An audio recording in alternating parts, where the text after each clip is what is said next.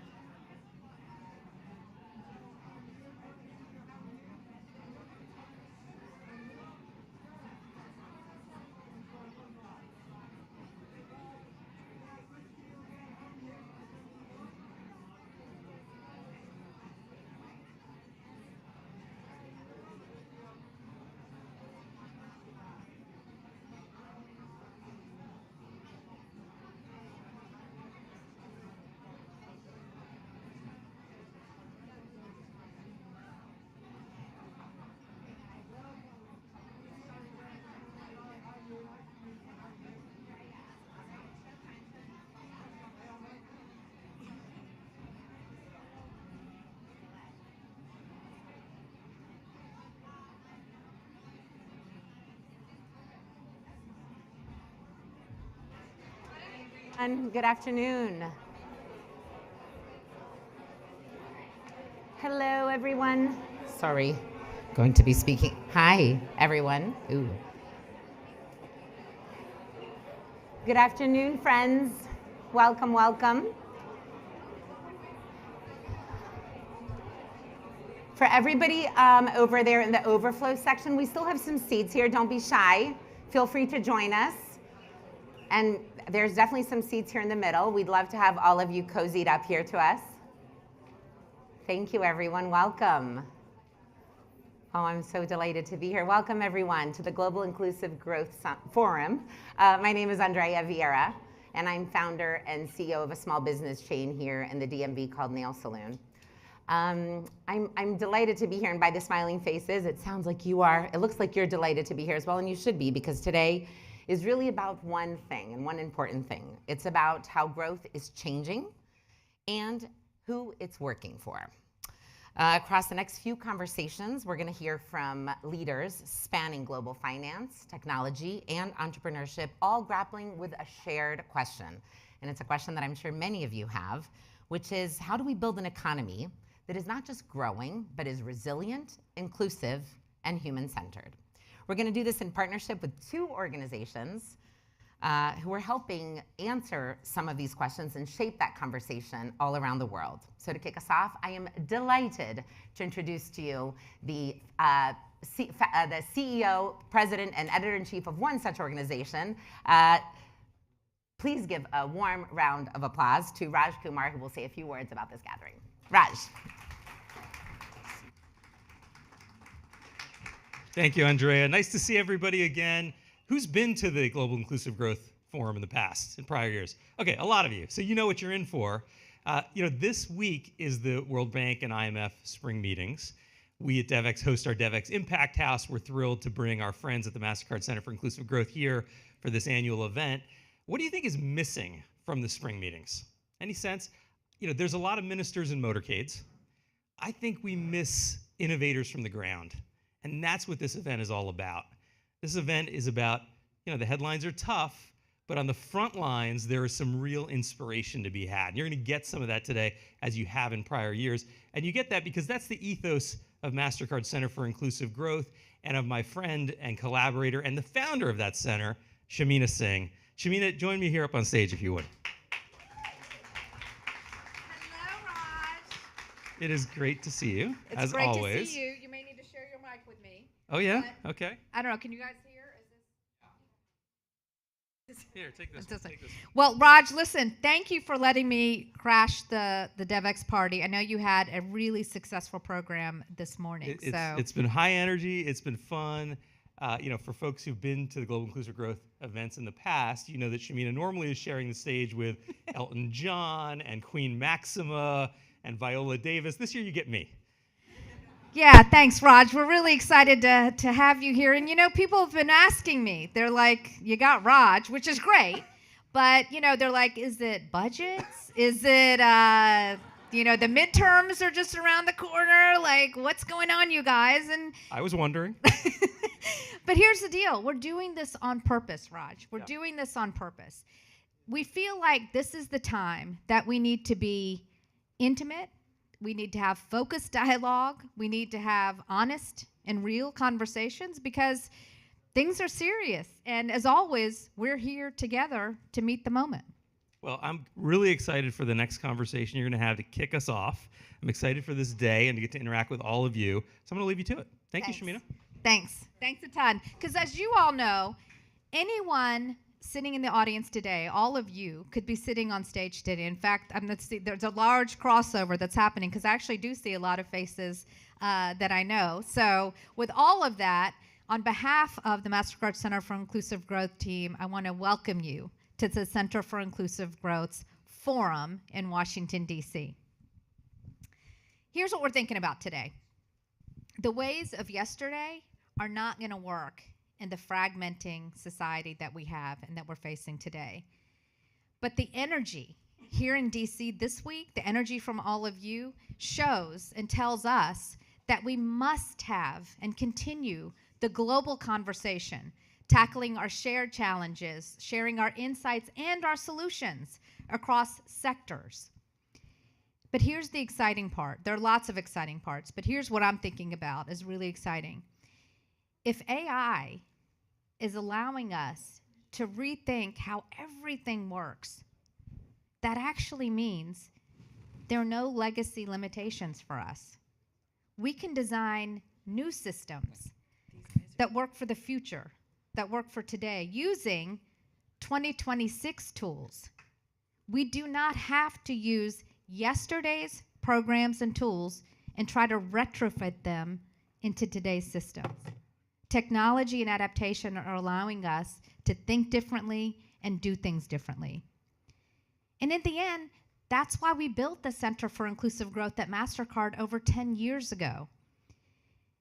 We want to be a bridge from the past to the present to the future and a connector between the ones who are getting it done in the private, social, and public policy sectors. Everything on our agenda today, from supporting small businesses to financial health to the future of sustainable consumption, requires getting the right assets, the right technology, and the right partners together. And that's what we hope to foster here today. This is a more intimate gathering on purpose because we want to have candid, real conversations. Today is about straight talk and plans of action, not empty platitudes.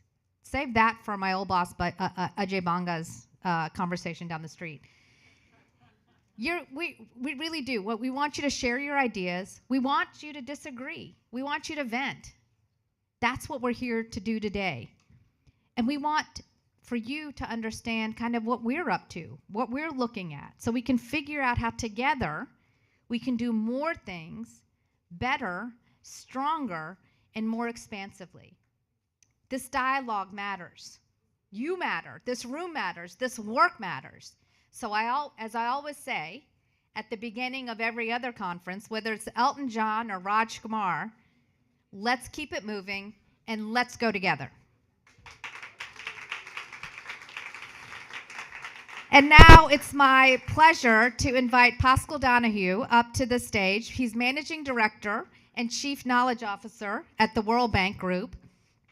In this role, he leads the shaping, managing, and leveraging of the institution's knowledge bank, a force multiplier in the mission to fight poverty and improve quality of life in emerging and developing markets. He's been described as someone with a unique ability to connect policy reform to private capital mobilization and job creation. And and he's laughing about it. So he's also been described as a good sense of humor. So anyways, we're really delighted to have Pascal join us here today. Give him a round of applause, please. Thank you. So Pascal, I just said before, I referenced my old boss, Ajay Banga, who I worked with at Citi and brought me into Mastercard. Now he's your new boss. He is indeed. I can give you some advice, but I'd rather say, how on earth did he get you? And why on earth did you say yes? Well, so good afternoon, everybody, and thank you very much for the opportunity to be here. I've heard so much about this centre and this particular day, and it's great to be here at my first spring meetings in the new role. In terms of why I'm here, I feel incredibly lucky to be working at the World Bank at this point in the world's fortunes. It's a really great privilege to be here and working with so many great colleagues within the World Bank. The reason I moved, there's two reasons why I'm here. The first one is I deeply believe in the value of public service and the common good, and the need for us to think about the role of economic and social policy in helping and assisting societies in their journey. And I'd spent 20 years as an elected politician in different ways, including over 8 years as Ireland's Minister for Finance, thinking about that and working on it. And I'm really struck by the title about the Centre for Inclusive Growth, because one of the challenges of economic policy has been the fraying of the connection between inclusivity and growth. I want to ask you about that. And can I come on and say why I wanted to join the World Bank and why I'm here? It's because I have never seen the need for cooperation between countries as high as it is. And I've never seen the demands in relation to that cooperation so high as well. And institutions are a way of managing both. And Ajay Banga, as you know, is an incredibly gifted leader. And I feel very lucky to be working for him to play my part in that reconciliation. So that, in short, is why I'm here. And I did smile a bit, because I'm not sure which friend of mine referred to me as somebody who knew the link between reform and private capital mobilization. But I am, as I said, delighted to be here. We're so glad you're here, and I do think it's very fitting that you are at the World Bank, and that is what I wanted to sort of ask you, because you have such a rich background and you bring so much to the conversation. In this world, I refer to it as fragments, but we hear volatile, we hear all the buzzwords around what's happening to us today. How do you make sense of what's going on? What's your perspective on this? So it's become a very dominant framing of where we are to refer to this as a period of multiple crises and shocks. And while that is undoubtedly the case, particularly if you talk to households, if you talk to citizens that have been affected by the rhythm of shocks that we've encountered over many years, that's absolutely what so many feel like at the moment. And that is particularly acute now in the countries and economies that the World Bank serves, in the emerging and developing economies, where the risks of food insecurity, the risks of job loss have grown so much again. But in terms of how I make sense about it and how I feel about it and deal with it, I do make the case for the other side of the coin as well. And the other side of the coin is that the last number of years have also demonstrated extraordinary resilience, that the creativity that I have seen in the recovery after the intense phase of the shock has been humbling to behold, whether that be in the aftermath of the pandemic, whether how that societies all over the world have coped with really intense shocks. I think we have to make the case for recoveries and resilience during that period as well. And I'm saying that not just because I believe the evidence is there to back it up. I'm also saying that because it needs to build our fortitude and resilience for the changes that are now taking place. So it's not optimism for the sake of optimism, though I believe that's not a bad thing. It's also optimism based on evidence, and optimism because we have to deepen our resilience for how we cope with what now is developing, and the role of the World Bank within that as well, which of course we're deeply committed to. Speaking of that, I know that part of the World Bank's prioritization is around jobs, and this is the Inclusive Growth Forum, and it has a lot to do with jobs, where they are, who has them, things like that. How are you looking at job creation, job growth as part of your agenda? What are you thinking about there? Well, I think there's 3 points I'd make about it. The first one is the degree to which the jobs agenda is one that is so relevant to those who need to partner with us and who depend on our work. And the jobs agenda also speaks to those for whom we depend on to do our work. And it's a very powerful, all-embracing agenda for the many different missions that we have. And I just left a Water Forward event, which in many ways is a project also about human rights and dignity, but it has a very strong jobs framing as well. So that point regarding being a common platform is really a point I would make the case for. The second one is the degree to which it joins the dots between inclusivity and growth. And when I started off thinking about economic policy and the role of politicians within it and policymakers within it, there was so much focus on what is macroeconomic stability and how do you get an economy to grow.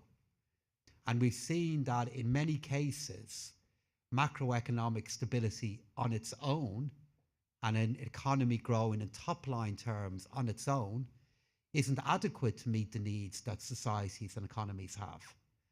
And jobs is vital for closing that gap. And then that leads on to the work that we are doing about that focus on jobs. And yesterday afternoon, I was at an incredible event that will stay with me for some time to come about jobs for the poor, is what it was called. And to hear the Minister for Finance of Bangladesh, to hear colleagues from Jordan, to hear the Minister for Finance from Angola speak about this agenda and what their governments are doing on it, demonstrated to me that this agenda is incredibly and vividly relevant, and also how we can be a partner to those governments in their work. So I believe it's of its time, and we have to redouble our efforts now to make it the success that we want it to be. Thank you for that. It's such an important, it is the connector. It is, and like when I started off in politics during the global financial crisis. And I'll always remember sitting in my constituency office. It was the most framing experience I've yet gone through in public life. And you'd have families coming into you and businesses coming into you, and they'd lost their jobs, they'd lost their business, and the effect that it has on your sense of hope and in your sense of how you feel about yourself. And this is why it's so relevant now to what we are doing, because at these events, we all talk about really big figures. But behind every figure, there's a life and how they feel about their future. And while we know that a job on its own isn't a guarantee for everything else that we want to achieve, We do know that in the absence of that job, we can't make the progress on everything else that we want to achieve. And that's why this agenda and the debate around us and institutions like your own and all the stakeholders and partners that are here, it's so important. It really is. Just sort of switching gears a little bit. I mean, already in your role, you've been clear with the World Bank is a catalyst, not a substitute for private sector investment. How do you think about the role of private sector? How do you think about public-private partnership, especially since you've had so many different roles coming up to this one? That it is an acknowledgement of the reality of where we are, that we believe around 4 out of every 5 jobs that we will need to create will be directly created by the private sector. But it is also an acknowledgement of a great opportunity, that it is partnership between the public and private sector that in my experience can bring out the best in both, actually. And that both can be complementary to each other. Both can be a multiplier of the best of what each other have. And we really need that at the moment. We really, really need it. And that's why one of the key themes of the event from the point of view of the World Bank is we're making the case for good regulation and regulation that can enable private sector growth. And in some cases, that does mean less regulation or more competitive regulation, but actually in the vast majority of cases, we're talking about reliability, we're talking about predictability, we're talking about the nature of the regulation as opposed to the quantity of the regulation. And then we have so many examples then in the areas of energy, in the areas of health, where regulation is such a powerful enabler. So one of the events I spoke at earlier on is we launched a new initiative to help ensure that the manufacturing of vaccines and the manufacturing of really vital medicine, that more of that is happening within Africa, acknowledging that they bear the effect of 1/4 of global health diseases, and they've 1% of manufacturing of those medicines within their continent. And what did the person who was sitting beside me, who's working in this area, talk about? He's a manufacturer in this area. She talked about regulation and policy. That's what she talked about. And about how we can work on that, as opposed to the normal things that we would all talk about, which is the quantity of capital, public and private capital. The business leader, the COO from the Aspen drugs company, was talking about regulation and predictable regulation and good regulation and how that enables everything else that they need to do. It's such a great conversation, because done well, it can streamline and catalyze, as you say, but done poorly, it can be a blocker. Absolutely. And so it just sort of, it kind of depends on where you end up at the end of the day. But, you know, you're also you're the chief knowledge officer at the World Bank, which is such an interesting and important role there. How are you thinking about taking all the vast treasure troves of data, of research, all the knowledge that the World Bank produces, and turning them into what we call actionable insights? And is AI playing a role in that for you? So it's such a vast project with a multitude of resources and knowledge located everywhere, that to make progress on it, I have a very specific aim in mind. But the reason all this has been done in the first place is because the World Bank Group partners were great people, and there are great people in the World Bank Group. And the knowledge and the expertise that they have, it's very humbling to be part of it all. And in the world that we're in, with all of the pressure on resources that you all know, we need our knowledge and expertise to achieve more. So we're like many other organizations in regard to that. And what Ajay has said is that while everybody in the World Bank is in the knowledge bank, because we all hold knowledge, a few of us need to think more about how we make use of it.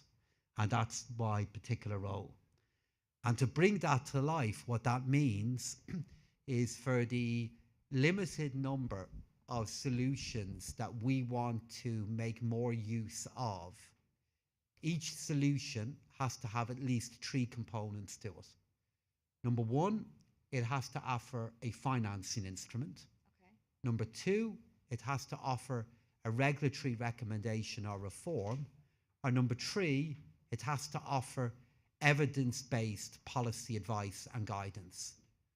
And in those other two components of the solution outside of finance, we want to find more efficient ways of delivering that. So for the great common challenges that our planet is offering and confronting us with, we are ambitious to offer more common solutions so that our resources can achieve more. That's so important. And I don't know if our head of research is in the audience, Luz Gomez is here, but we spend a lot of time reading the World Bank reading the research coming out of the World Bank and applying that knowledge to the work that we're doing on the inclusive growth front. And I really appreciate the components that you've sort of said. There's a finance, there's actual things that you're putting into each piece of research that we can take away and actually use as part of our work. But indeed, we're learning so much from how other organizations think about us, because so many other organizations have either already done it or are doing it at the moment, and we have an awful lot to learn from it. But for those of you who have considered, for example, our Women, Business and the Law report, who have looked at the Human Capital Framework and the Human Capital Plus framework that's just been launched, these are really powerful frameworks that we've now had for some time, that we're now trying to develop even further, and use those as catalysts then for how we can work together. And they're good examples for me of publications that are trying to be clear but powerful.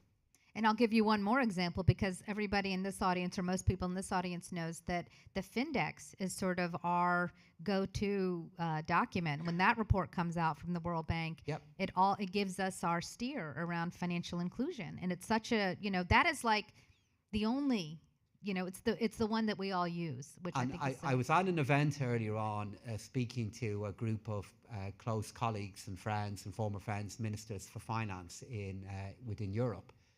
And one of my colleagues said to me, in the world that we're in, like being a chief knowledge officer, how does all that work?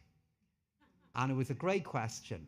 And I actually just related it back to, the report you've just mentioned. Okay. And some of the things that we are trying to do, which is how we can arrange and make more efficient use of evidence to offer better solutions. And that's really at the heart of it. Yeah. And I unashamedly make the case for that knowledge and expertise and for its positive role, and how we need to use that then to respectfully partner with other organizations and stakeholders to try to achieve more in our shared goals. And we want to share our knowledge just as we're asking others to share their knowledge with us. Well, I think you'll find a ready audience here. I see people like Michael Schlein standing there, who's the CEO of Axion, another consumer of much of the World Bank reports and knowledge. There's so many of us here, and you have this audience of consumers of your knowledge, they're users of your knowledge, but also people leading in many of the spaces that you have spoken about today. What's your advice? What's your message that you'd like to leave to not only, face the challenging headwinds, but also optimize the tailwinds? So I'm very much looking forward to receiving the advice of others as well, inside the World Bank, those who look on, those that we work with. Because I and we all need to learn, given the opportunities and challenges that we now face. I'll come back to your lovely conclusion in a moment about optimizing as well, which I want to come back to. My message is that we within the World Bank Group have tried to identify with a number of colleagues here who are present here today, missions that we believe can make a difference to our shared future and to our ability to deliver jobs. And they refer to where we are on water, electricity, helping farmers move from subsistence to surplus, where we are on education, where we are on health. And with the resources that governments make available to us, and even with the partnering that we have with many here, we're going to deliver some of those goals, and they're shared goals, but we're not going to deliver others in the way we need to. And we want to close that gap. And in closing that gap, we think about the role of knowledge and we think about partnerships. So in knowledge, it's about trying to deliver more scalable solutions. And in partnerships, it's working with others to scale those solutions in a way that also meets your goals. And that's one of the public themes that we have of the events that are underway here. And then just to end with your great point regarding how we optimize where we are, it is to relentlessly make the case for progress and what we can yet achieve. If I look at where we are at the moment, we are, for example, a Mission 300. There's, in a few weeks' time, there'll be 50 million more people that have the gift of electricity, and it's a powerful gift if you think about it. Imagine living a life with no electricity. Imagine going to a school that doesn't have electricity. 50 million more of those people are now going to be able to access that, our sisters and brothers on this planet, due to work that has happened here. That's not a macro figure. That's progress that we've made in people's lives. And we have to, in the world that we're in, Shamina, with all the challenges we face, focus on the progress that we have made and be optimistic and ambitious about achieving more of it. And Shamina, you, everybody here in the center, all of you who are participating in this event for the rest of the day, I think we all have a stake in achieving that. And that's my thought that I hope as all of you might be able to reflect on and then partner with us on. Pascal, I hope you will consider us your partners in progress. And we are so delighted that you are at the World Bank, and we cannot wait to start the work with you and appreciate you spending a little bit of time with us today to kick off. Well, and Shamina, thank you very much for the invitation and for your focus, as I said, between inclusivity and growth. If ever we needed to make the case for growth, it's at the moment. We need to make that case to economies, but if ever we needed to make the case to societies about the importance of inclusivity, particularly in the emerging and developing economies and countries that we are fortunate to partner with, it's also now. And that's the work that we have ahead of us and onwards. Ladies and gentlemen, please thank Pascal for joining us today. Really appreciate it. Thank you very much. Thanks a million.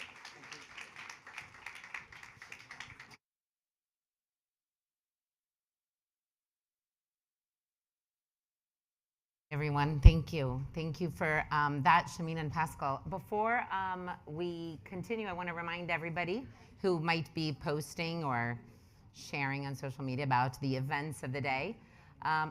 Well, I'll tell you what our hashtag is, Inclusive Growth Forum. Please use it. On LinkedIn, you can tag the Mastercard Center for Inclusive Growth and DevEx, and both also on Instagram. So the last conversation was interesting because it really laid the foundation for what we're going to be discussing here today, and it definitely helped us see a little bit of evidence-based optimism. So now we're going to shift from this more global picture into something much more immediate, the lived realities of small businesses. Our next speaker brings us directly to the front lines. Tim Ogden has spent years studying how small business navigates uncertainty and what they actually use and need to survive and grow. His work cuts through assumptions and gets into something much more honest, what businesses really experience in this moment of rapid, to say the least, in these unprecedented times. Remember the meme about really wanting precedented times? In these unprecedented times. So please join me in welcoming Tim to the stage.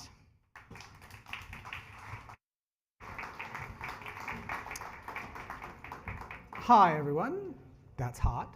Hi, everyone. I'm Tim Ogden. I'm the Managing Director of the Financial Access Initiative, which is a research center housed at NYU Wagner, focused on how financial services can better meet the needs of low-income households. And I'm here today particularly to talk about the Small Firm Diaries, which is a global project that we've been working on since beginning in 2019 with the catalytic support of the Mastercard Center for Inclusive Growth. And the point of the Small Firm Diaries was to really learn about a group that we talk about a lot, but actually is pretty invisible because the language that we use doesn't capture very much, and the data that we use to talk about these people doesn't capture very much of the real experience of a specific kind of businesses that we think are really important. So this is a global project, as I mentioned. Often when you hear people say around the world, what they mean is everywhere but the United States. When we say around the world with the Financial Access Initiative, we mean everywhere, including the United States, because we think there's a whole lot to learn globally about the challenges in low-income neighborhoods that spans whether it's St. Louis or Nairobi. And so starting, as I mentioned, in 2019 into 2020, we gathered data on small firms. And I'm going to go through a lot of stuff really quickly. So I'm going to pause here because there's a lot more here. Please scan the QR code, sign up to get a lot more of it. But the two things I really want you to walk away with today, it's two ideas. One is the concept of what we call the stability entrepreneur, a small business that strives both for the growth and increased stability. It's not just a stagnant or rapid growth, which is a lot of the way we often talk about businesses. And second, the problem is not access to credit. And specifically, though, it's not access to the kind of credit that is being offered. The problem is liquidity. But most of what's on offer in the market is about asset term-based lending, and that is not the problem. And if we can reframe a lot of our conversations around how do we help more of these small firms achieve growth with stability by enabling them to better manage liquidity, then we reach a lot more people to create jobs and to create growth that is inclusive, that includes those people at the margins, not only in the United States, not only in Kenya, but around the world. So I mentioned one of the problems here is we've got bad language. And small business is a term that we move away from. I heard me refer to it as small firm diaries, because small business essentially means nothing. The World Bank, the IFC, the ILO often use the term MSME that spans 0 to 300 workers. In the United States, the Small Business Administration defines a small business as 0 to 500 workers. And it's useless. It's worse than useless. It obscures more than it reveals. There are two really big cliffs, we believe, in the kinds of businesses that we're talking about. The first big cliff is one paid worker, 0 to 1. And we know from data around the world that the vast majority of businesses that do not have a paid worker in their first 12 months of operation will never have a paid worker. It does not matter how much credit you give them, how much training you give them, they're not going to add a worker if they don't do it in the first year.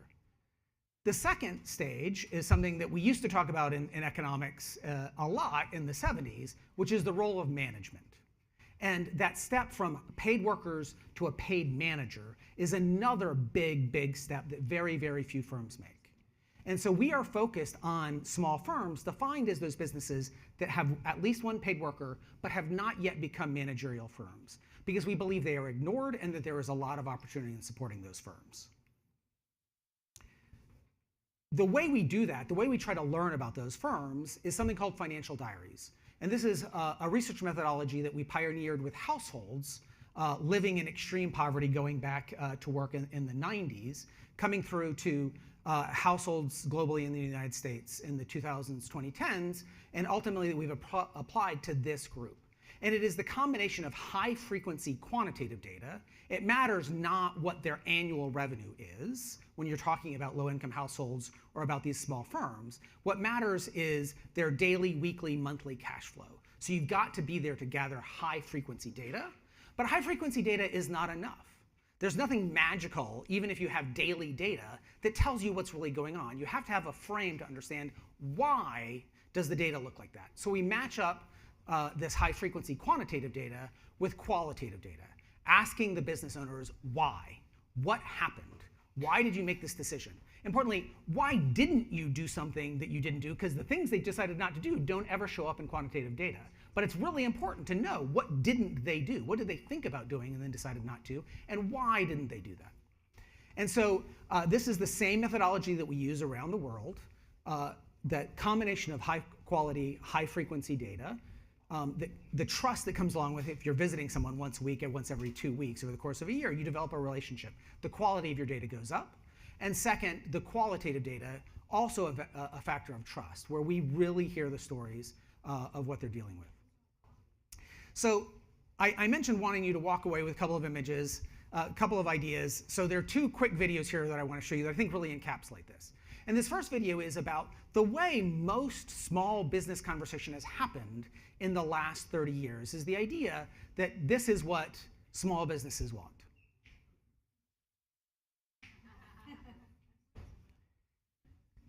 And the fact is, that's stupid. Small business owners are not dumb. Small farmers are not dumb. That's an incredibly risky thing to do. And they are responsible to their families. They are responsible to their workers. They are responsible to their communities. They feel that burden. There is a limit to how much risk they want to take. They don't want to grow so fast that they put themselves, their households, their businesses, their communities, their workers at risk. So we've got to get away from this idea that what we're aiming for is this incredibly rapid growth. That's not what most of the businesses want, and it's not even clear that that's good for the communities in the first place. The reality of the small businesses looks more like this. They don't need to go 60 miles an hour. What they're doing is trying to survive these waves and at least stay in place. This is why we refer to them as stability entrepreneurs, and here you can see it in the data. How do you manage a business with that kind of volatility that isn't predictable? Right? We talked about unprecedented times. I would make the argument that for small firms, it's not actually more volatile now than it has been in any 5-year period, going back to as long as I've been alive. But the reality is, this isn't just seasonal variation that we're used to from agriculture, where we can predict, like we know when planting season is, we know when harvest season is, we know when the lean season is. For most of these businesses, it is incredibly hard for them to know how much money am I going to make next week. And therefore, what can I spend? Therefore, what investments can I make? Now, the amazing thing is they are incredible optimists. They're walking into that kind of volatility and saying, I am going to be that person who goes out there and tries. I'm going to work and I'm going to do my best to make this survive. And we see that across the world, the incredible resilience and optimism that it takes to be a small firm owner. But man, it takes a lot out of them to try to deal with that. And it's not because they can't buy another sewing machine. It's because they don't know how much money they're going to have next week. They don't know how many workers they can hire, how many they can afford to pay. They don't know what markets they can afford to explore into. So I really want to emphasize this question about credit, because again, so much of the animating idea in micro enterprise and a lot of business development has been, how do we expand access to capital? And what we see when we study these firms is they're not actually really struggling with access to capital. Most of them do have, in fact, access to formal loans. They most often choose not to use them because the terms of those loans are not useful to what they need. But it's not a credit desert in the sense of there's no access to credit. It is a desert of appropriate products for managing cash flow, working capital, and liquidity. And so when we ask them, though, what are their aspirations, what we see is the bulk of them are in this, I'm trying to balance stability and growth. So in the microenterprise space, a question we had about why microenterprises didn't grow was, do they want to? And what's really important here in these charts is showing they want to grow. These are not just people who are buying a job until something else comes along. They want to run a business and they want it to grow. They don't want to do it in a way that puts themselves, their families, their communities at risk. How do we help them manage that, find that sweet spot between growth and stability? And I really want to just close here on the what are your goals for the next 5 years? This is data from the United States, the project that is literally going on right now. We're about halfway through. But this was something that was so striking to me. And I think it is true based on what we look back globally to say, well, what are your goals in the next 5 years? A third of them, top goal, is growth. But also, my business will be more stable. But you see that other orange highlight there at the bottom, I will be more financially stable. Like, this is a really important concept. They're not doing this for themselves. They're trying to build their businesses. They're trying to support their communities. They're willing to sacrifice. Who do we want to support? We want to support those people who are out there who are going to say, I'm going to take the hit first. My personal financial stability is not as important as my business becoming more stable, because my business supports my community, supports my workers, supports my extended family. Those are the people I want to make sure that we're focused on getting more tools, resources, the right kind of capital for. And that's what I hope you walk away from this with. Thank you.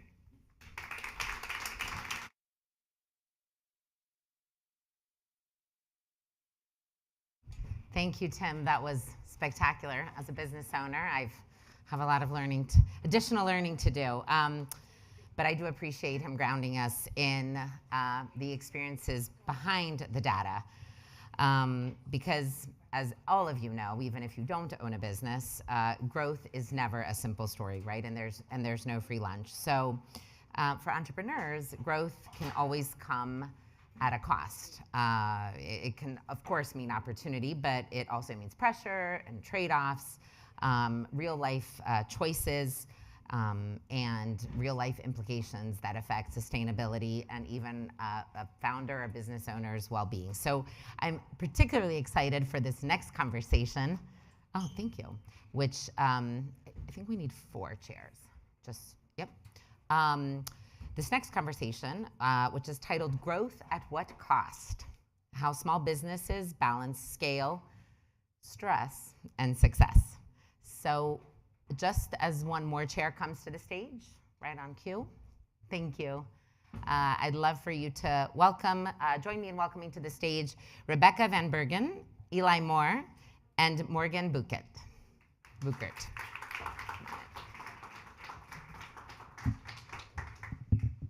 Hi, everyone. Welcome. Thank you for having us. We're so excited to hear from you. Before we get started, why don't we go down the row, starting with you, Morgan, and tell us who you are and what your business is and what brings you here today. My name is Morgan Booker, and I live in Haley, Idaho, and I build custom cowboy boots from scratch by myself, one at a time. Easy work, easy work, easy work. Hi, everyone. Thanks for having me. My name is Elias Moore. We are right outside DC, PG County, Maryland. We are Peace Candles & Co., home fragrance company. We're focused on sustainability and just continuing to be passionate about the work that we do.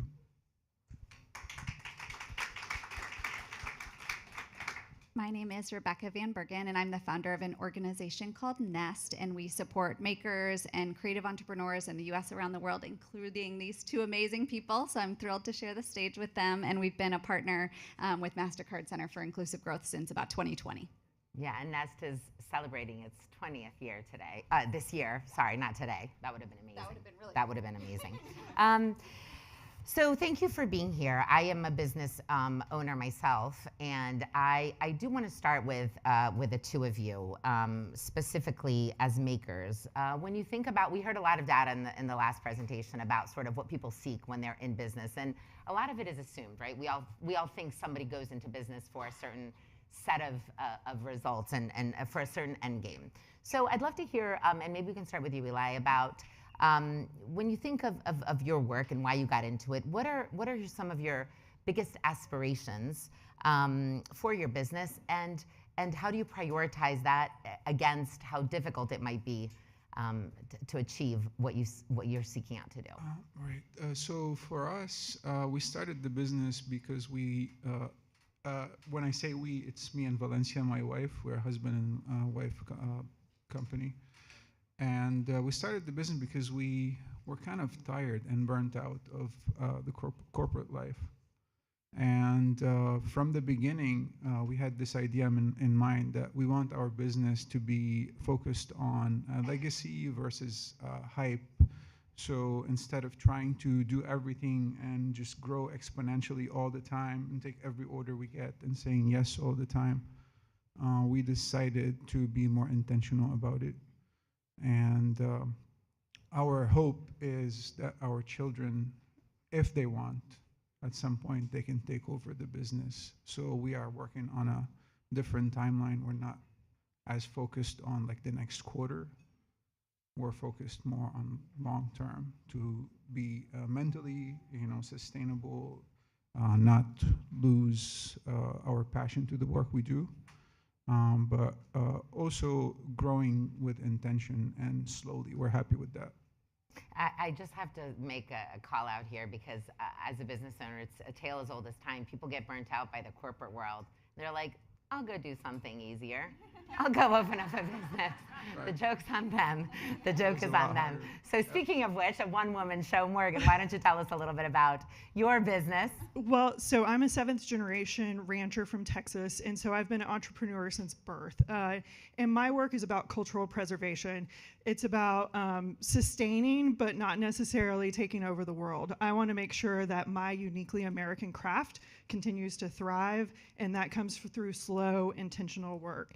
As I look at expanding, I'm really conscious about making choices of including other people to make sure that they have the education they need and are doing things in the traditional ways.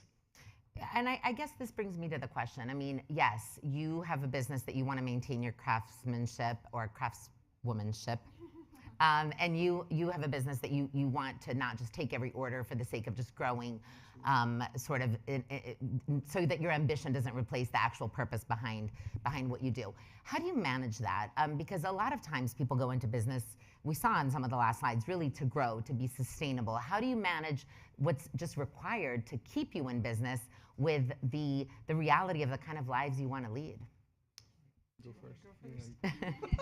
We'll fight over that. There's so many challenges. Something Eli and I were talking about in the back as we look at expansion is the availability of raw materials. There are fewer tanneries in the world, as tanning leather is a really toxic process, and most of my leathers are imported. And so there's really global implications of my one-woman show to the work that I'm doing. Yeah, for us, it's also a problem too.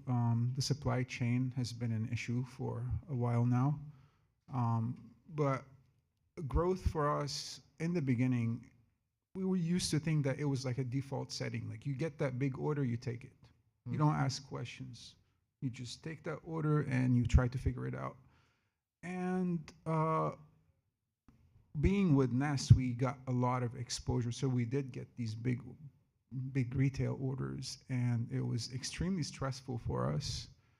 And something that we learned the hard way is just focusing on growth, just taking all that money and making these sales sometimes can break your business.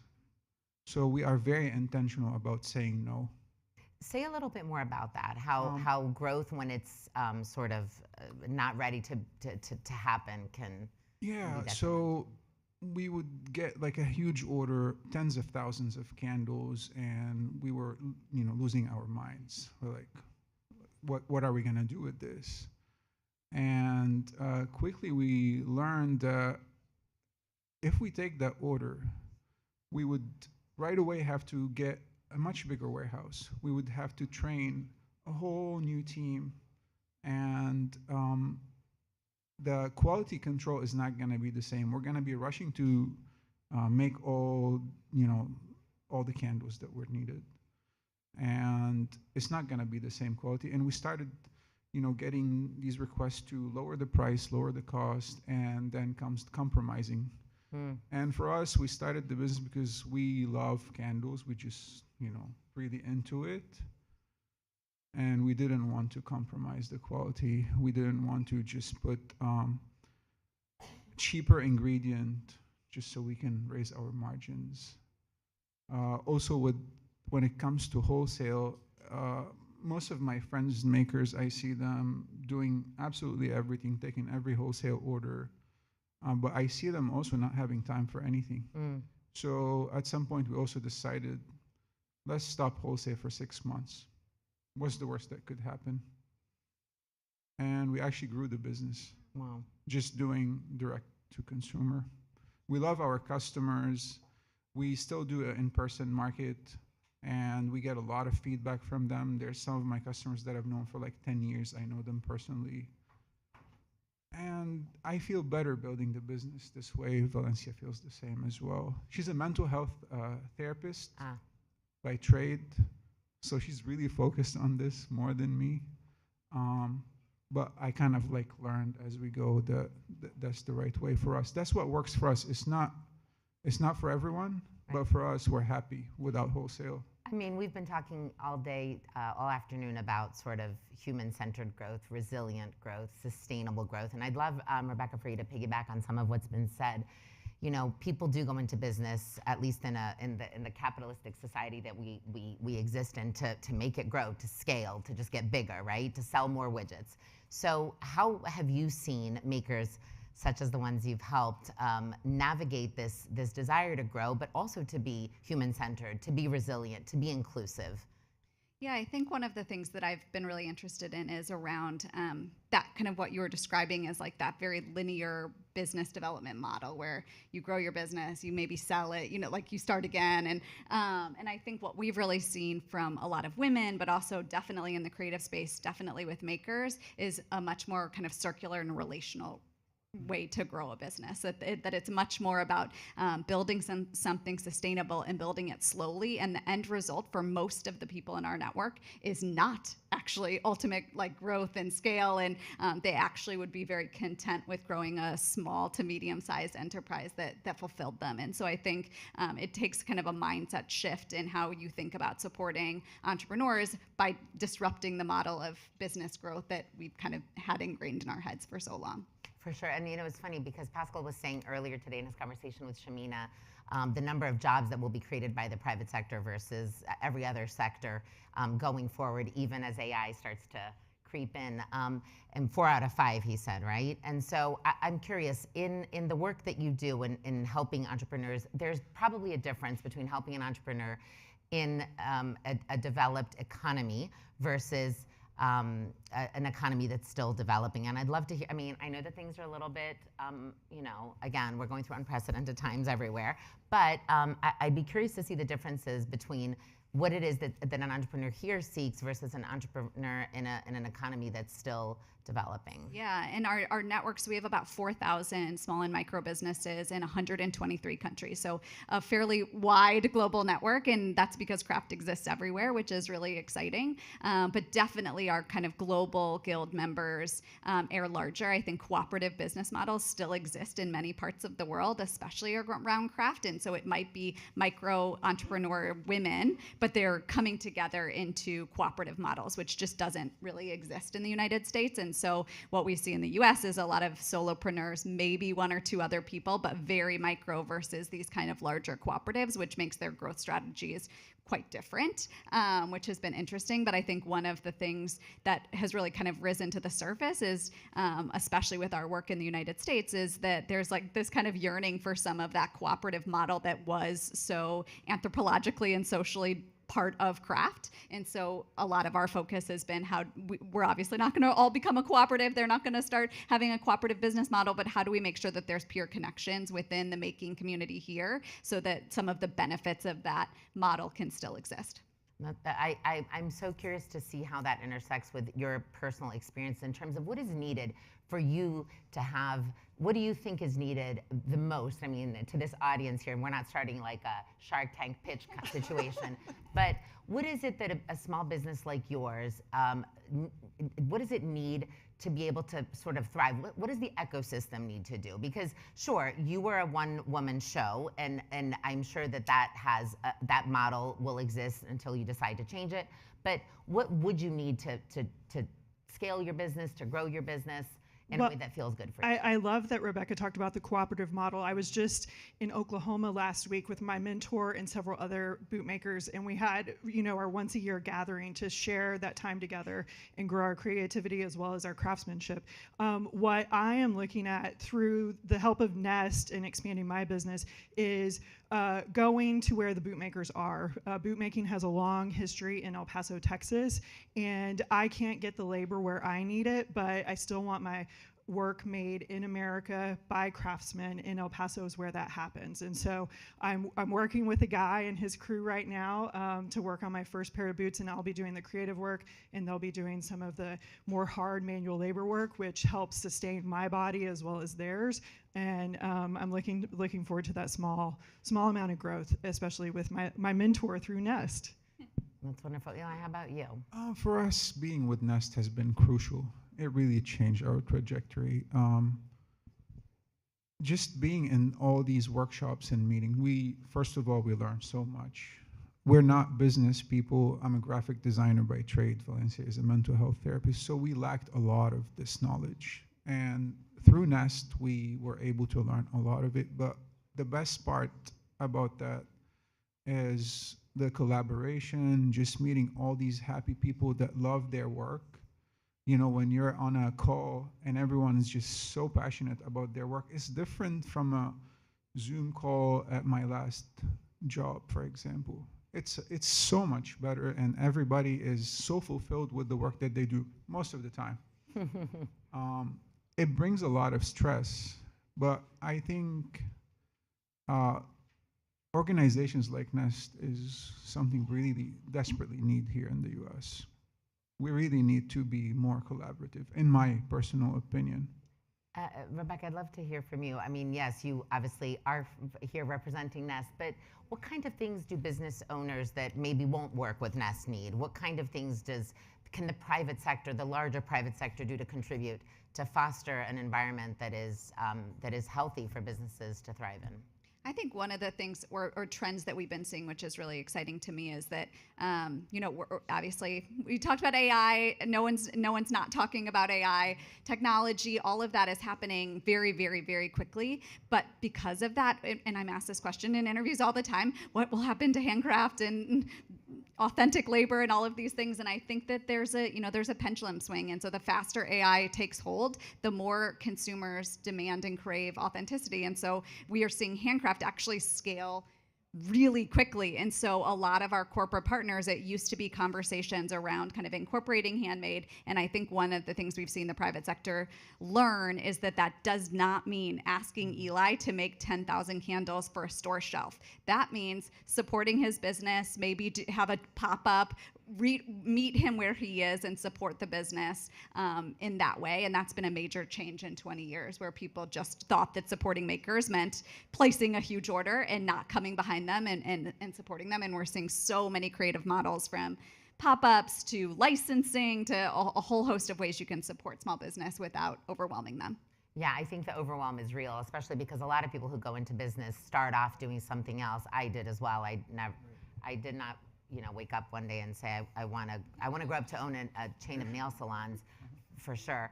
I don't think anybody says that, but it just kind of happens, right? I mean, would love to the nail salon owners of the world. But here's the thing. What do you think it takes? I think a lot of people dream of one day having their business, right? So in addition to connecting with partner organizations, with peers who can help you further your dream, what does it actually take? Boots on the ground, if you will, to make something like what you've done happen? Perseverance. It is a continuous hard work, both physical and mental. And I think that's where, as Rebecca was saying, I think AI is helpful. I would love if my books in a couple of years were just done for me and I never have to touch them again. That's a way that I can sustain my business and maintain my personal touch on my work, and use technology to change. How about you, Eli? For us, it's kind of similar. We do use AI right now for a lot of things. We have our website through Shopify, and the time that we need to do all the other things that we need to do instead of doing everything manually now can be done, very efficiently. We even sometimes will create a little plugin that we add on our website using AI, something like Lovable. It creates apps for you and stuff. So we'll use that stuff. We'll try as much as we can to make it less labor intensive for us. And I think that's been very helpful for us, not to just use it in a way that takes away our creativity, but use it where it helps and it gives me my time back. Yeah, there's something about adaptability too, right? Because you're not stopping to make the thing that you're making, but you are just using the tools that exist to genuinely be able to hold on to the ethos of your business. I'd be curious to hear from you, Rebecca. There's there's obviously not a one-size-fits-all solution for all the businesses that you guys help, but are there things that are sort of shared threads across all that you've seen in the 20 years? If you could say some of the challenges, in addition to obviously funding and just basic education, what are the key things that you think if everybody knew they'd be better off to launch their business? Those slightly different answers maybe, so I'll do both maybe, but I think from what we see commonality wise, I think there's a lot. Like I love when we do get-togethers for our artisans and you see, Morgan talking to someone from the Philippines and they're both talking about raw material sourcing and it's completely different. They live in such different contexts and yet their challenge is exactly the same. And so I think there's so much overlap with creative enterprises, big, small, and in any country. And so I think that's been really exciting. And I think the real thread is that most people come to creative businesses because they're artists and makers. And so the bulk of what Nest does is quite boring. It's accounting, it's financing, it's inventory management. It's a lot of the that side of the business so that they can lean more heavily into what they do best, which is creating. And it's the things that we wouldn't do on our own. True. So AI can maybe help all of us with some of that. But then to, I guess, your last question, I think, I think a lot of what we do is try to just keep that momentum going for people. I think it's a time where since probably COVID, every year feels like it's throwing curveballs really fast at people. Our staff, everyone here, definitely small business. And so a lot of our work historically has been very focused on tactical skills, and we're thinking a lot about the softer skills. How do we actually keep people motivated and less anxious entering into this world and this time period of just chaos and change? Yeah, and as we heard, the importance of optimism because, we are being tested. To close out, I'd love to ask a question, and I'm not asking this to be sensationalistic. I'm actually asking in hopes that the audience members will then find you at the cocktail reception to ask you a bit more. What would you say as it relates to your business keeps you up at night? I know, some truth. Sometime. There's so much. I'm always behind with my physical work. Nobody here can relate. Right. Nobody knows about that. My work has to fit and is completely custom. That's what keeps me up at night. Communications with my clients keeps me up at night. My books keep me up. I mean, it's the same as everybody else. I'm not special. I would disagree with that, but yes, I agree that, Taxes. What an approach. And on the 15th, that is of April. What a great day to say that. We just filed our Did you file? Yes, it was accepted. Okay, good. I filed an extension. All right. And how about you? What keeps you up at night, would you say, as it relates to your work and to perhaps the makers that you support? Sure. I mean, they're amazing. You hear their stories and they're incredible. And so the balance of breadth and depth, wanting to do more and more for these two incredible individuals and the people like them, and then knowing that there are so many more artists and creatives out there that we also want to be part of our community, and how we do both simultaneously. Amazing. Well, this has been a lovely conversation. I'm so glad we got to chat. Do you want to share where we can find your goods? Because we'd love to be able to give a plug to the... I'm at morganbookert.com and Morgan Bookert Custom Boots on Instagram. Do not order all at once. He needs to sleep if we've learned something. Please. Yes. And how about you? We're peacesake.com. It's like keepsake, but peace, because we like peace. Oh, also, wow, your timing is really good for all of And our Instagram, all our social media is peacesake candle, one candle, not. Amazing. And where can we find Nest? We're at Build a Nest on social media. Amazing. All right, everyone. Well, thank you so much for this lovely conversation. Please give a round of applause to our panelists. Thank you, everyone. Thank you so much. All right, everybody. That was a little bit of, yes, you guys can, actually you can head out that way. Oh, this way? Oh, my apologies. Sending you the wrong way. Thank you, everybody, for that. I think we got a little bit of an insight into what it's like to be on this side of owning a business. So you saw growth is obviously a deeply human and personal experience. Different people want different things. And it's oftentimes shaped by choices, constraints, and context. And as has been already said so many times here today, there is no lack of opportunity for us to rethink how the world is changing and growing. If we don't look at one of the biggest forces of change in the current moment, and that is AI. There you go, Shamina. Thanks, Shamina. So to have a conversation about AI, I would like you to welcome our moderator, Steve Clemens, who will be speaking to a group about the opportunities emerging across developing economies and the use of AI. Hey, great Hey, to see you. good Thank to you see so you. much. Great Thank you. session. Yes, have a seat. Yeah. Hey, everybody. We're gonna have a great panel. Hello. This is so energetic and positive. I mean, I thrive in cynicism and darkness usually, and just all of you are such happy, positive, good people. It's great. And I just want to introduce just to my left, Vilas Dar is president of the Patrick J. McGovern Foundation, and they just do a phenomenal job of creating ecosystems on economic thinking and development. I mean, this is such a triple-level chessboard, and I really admire what he does. And we have Bayo Adekanbi, who is the CEO and co-founder of Equalize AI, and Chinazi Okolo, who is the founder and scientific director of Tecna Cultura. But if you talk to her, she works for about every major institution in town. World Bank, UN, let me know who we're missing and going to work for the government. So really, really very impressive. Let me just start out and say, I have a problem with the title of this session. You know, it's way too positive. AI rising, emerging economies, and emerging opportunities. It sounds as if it's a stacked deck, that everything will be positive, that growth will be wonderful, that systems will embrace this in a fair and equitable way, and the future will be locked in as rosy, bright, and just.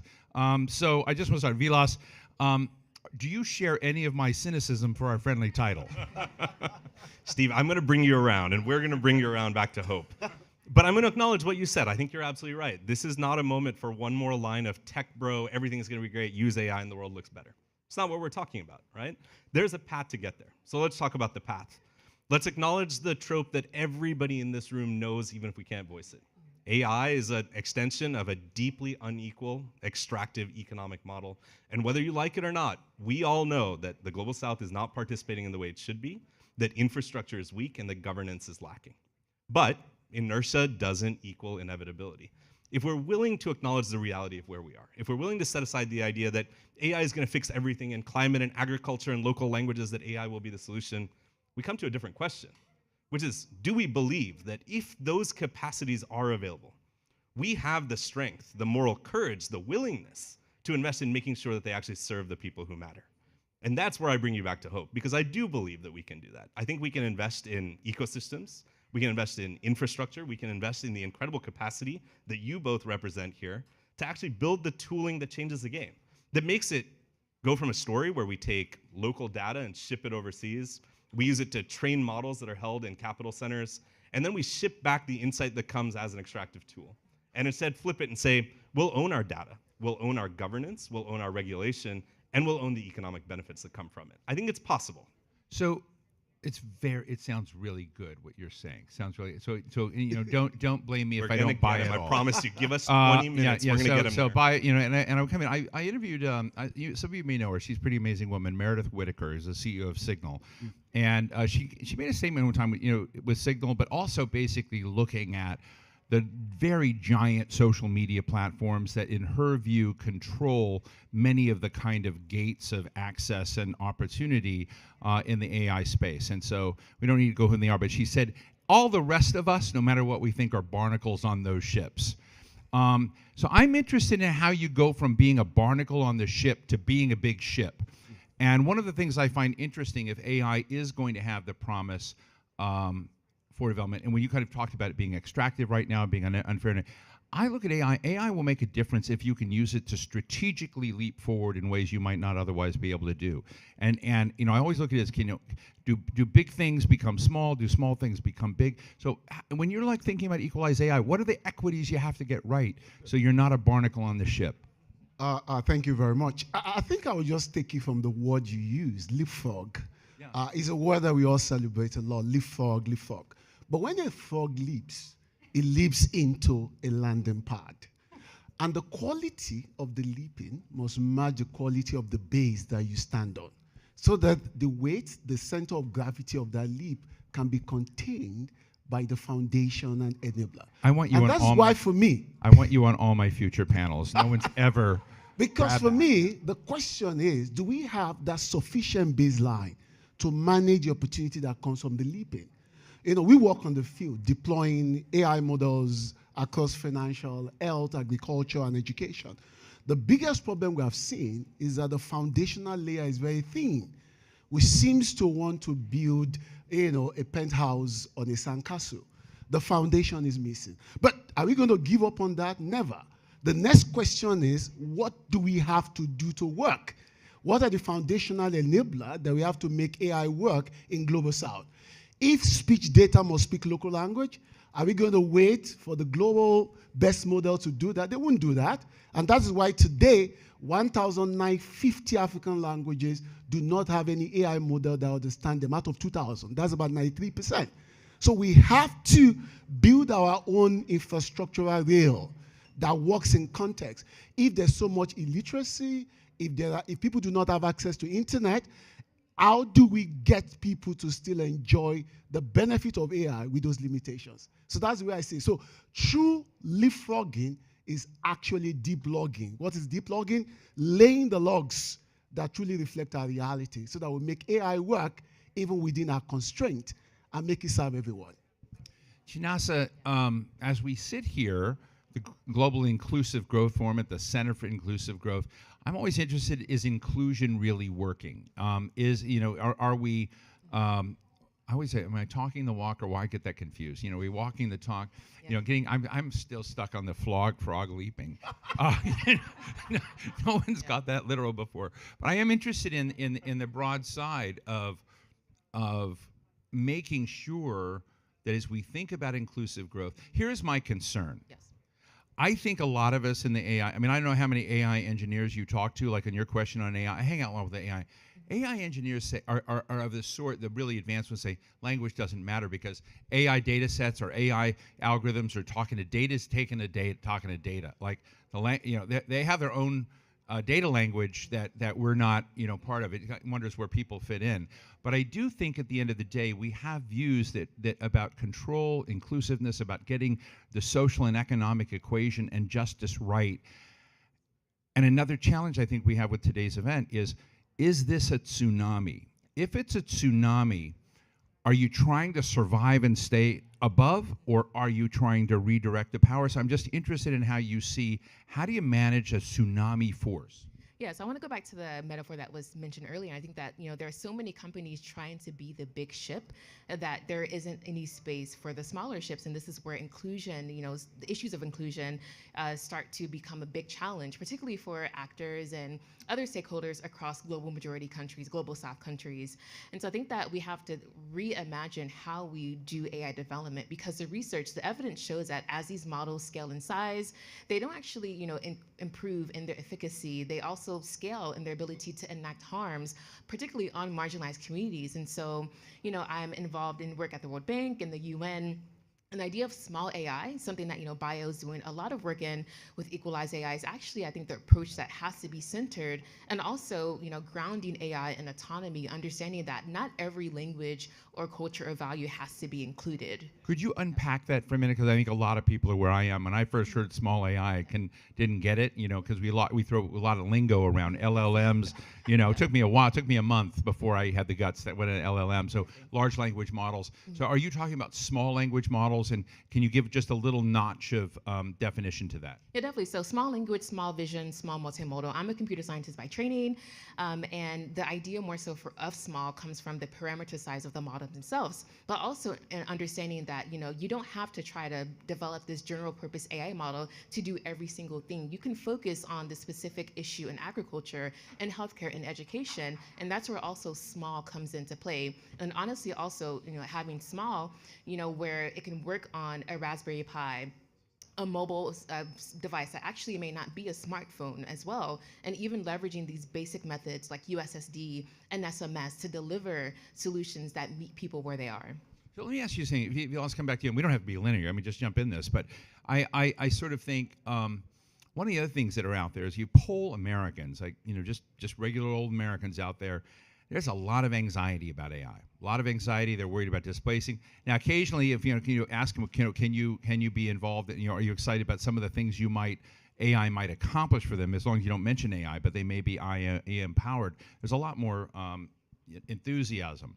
What I'm interested is when you talk to developing country populations and you poll them, there's a lot of excitement about what AI can do. There's a lot of this. So I'm just interested to sort of look at it as, anxiety, versus enthusiasm versus apathy. When you kind of look at the spectrum of things that are going on, and as you're kind of looking at how you get the equation right, because I love the way you framed it at the beginning, getting that framework, which current do you need to kind of build in? And then how do you harness it in a way that you get a constructive framework with a lot of stakeholders? Because we're talking an one thing I love about what you do is you got to build an ecosystem in these countries or on continents that are going to embrace this in the right way and not basically have some winners and screw most of the rest of the population.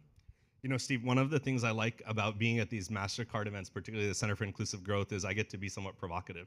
So let me be a little bit provocative. Why are people so distrustful of AI in the United States? And I've talked to communities across the country. I think one of the reasons is because they've seen 25 years of technology development in this country that has primarily been about extracting value from people and communities. It's been about violating basic standards of privacy. It's about building social media with no controls or safeguards about mental health. It's been doing a set of things that increase profitability without having any connection to purpose. You go to communities around the world and you ask questions like, why do you care so much about AI? Because they come from an environment in which collective action and collective care and collective purpose are put right up and equivalent to profit-seeking behavior. It means that we have an aspiration that we could build these tools in a way that sustains not just an individual farmer, but an agrarian community. That's not about a single person seeking health access, but about an entire health system that supports every single mother that's engaging with medical. How do you set up an equation that's not exploitative of them? But I think it's the wrong question. I think it's the right question. I think the question is, how do you start from what communities already know and value about how they build things together and build the tools that actually support them? Not take things off the shelf of what's being generated in Silicon Valley and say, we're now going to plug it into your system with all of the inherent structures and biases that it comes with. I like but that, rather say what Bio's doing, what Shanasa's doing. But do you think they're not still going to buy things off the shelf? I don't think they have to, and I think in order to create a world where they have the option, we have to think about a fundamentally different way in how we invest in economic growth. One that brings philanthropy in as early risk capital, but much more importantly allows for government regulation to say, we are going to protect the interests of these communities. We're going to do it using regulation, but we're also going to incentivize and invest in the kind of research that Bio is doing and building the solutions that actually are indigenous to these communities. It's a totally different model of approaching how we build AI innovation. Which is cool. And boy, I want you to comment on this because I can tell you're going to anyway. But I am interested in, I always think that show and tell is really important. Good. Models that work, models that may reflect some of the characteristics you think. Is there something we can look to out there that help, either one of you that gives us, I think what Vilas just shared is very powerful, and I think it would be good. And I'm always sort of torn between wanting to believe in him and, the dark cynicism of doubt that I have on so many other. Because I think that much of the world goes the easy way and buys systems that do in fact become exploitive, that do become. And I think if anybody has been deep faked or any of fraud, you kind of look at the broad side out of there. We're living in a world of not just opportunities, but dangers. And so I like what he said, but how do you get there? What's the right model? So essentially, moving from leaping to grounding, that is the transition. And what does that mean? And I'll be very practical here. The whole idea of copy-paste won't work. What has worked in the West, which we have captured so well, cannot work in Global South. The old value chain economy that will power inclusive AI, that will power the farmer to be better productive, traders to do more with life, is not going to be the economic construct that we're familiar with in the West. We need to begin to look at what works well in emerging markets and how do we make AI work for them. Now, 3 things we have learned. Number 1, we've realized that the current construct of AI is that AI is app first. You must have an application. Application assumes that you have internet. It assumes you have a device. We've seen that that will not work if I want AI to be inclusive. So we move from app first to voice first. Just say it and AI gets it done for you. Not just say it anyhow, say it in your accent, in your local language, and AI can engage you. Why? Because we build small language model in the language of the people with their cultural nuances, ethical boundaries so that AI speak their language. Because if AI speak like them, they trust it more and they use it more. The second thing, which I will use one of our products called Voice Miner. Voice Miner allows everyday trader to vocalize their transactions because they cannot read or write. So I bought 10 bags of rice. I gave my friend $2,000. I did this, I did that. All of that going to our AI model is able to plot your income and expenditure, use the history, and then advise you on how you are spending money. But what makes it so unique is that they are providing data with a lot of emotional clarity and qualitative insight. So we know why they are spending those money. So when AI wants to advise them, it knows why she had to go and spend the money she doesn't have because there's a lot of emotion tied to it. So when AI is learning those data, it's not just learning zeros and one. It's also learning the emotion, the context, the insight. And we've seen a lot of transformation coming from that. The second thing we are also learning, that in as much as everybody wants to have AI-ready devices, internet will not be pervasive in emerging market. Are we going to wait till when it will be pervasive? No. How do we start looking at community models?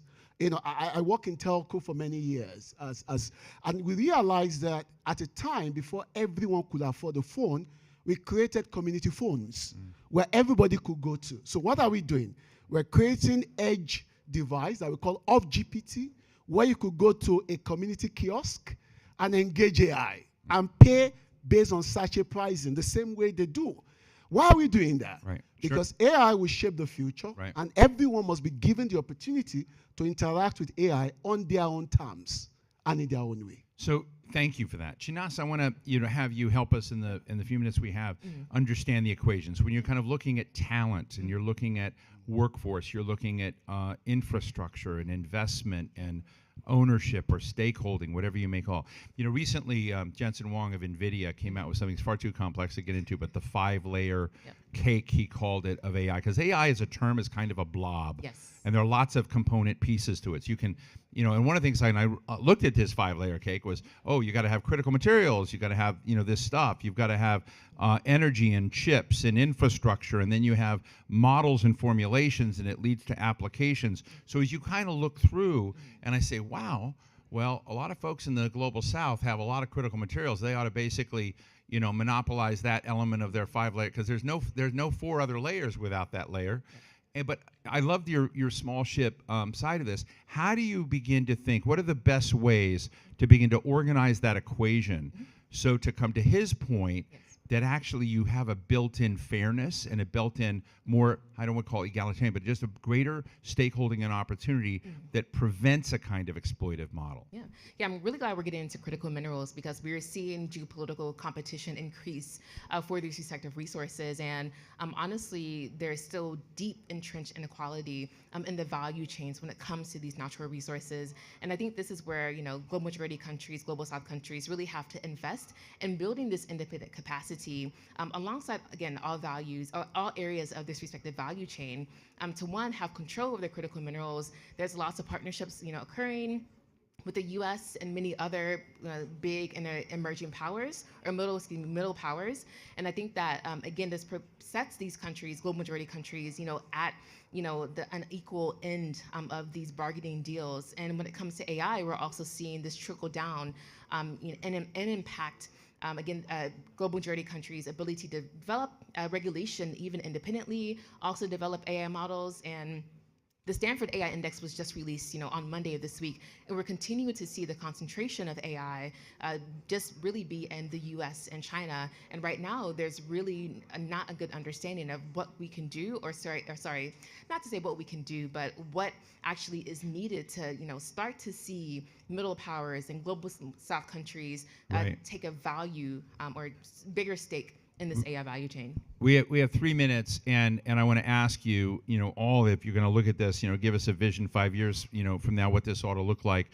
But just listening to you, I'm just sort of saying to myself, in the defense industry, with Boeing or somebody goes out and sells stuff, these countries that we're selling to require oftentimes technology transfer offsets. One big idea that I would put on the table: countries that are selling, that have, critical materials that they're selling to the rest, demand technology transfer investment that enables to up. So what I think is, as you sort of talk about this, to go back to where Pilar started, is that don't get stuck in one part of the pie, right? I mean, I think that's one element there. But what's the one zinger you want to throw in there of either what will inclusive growth look like or be measured by 5 years from now?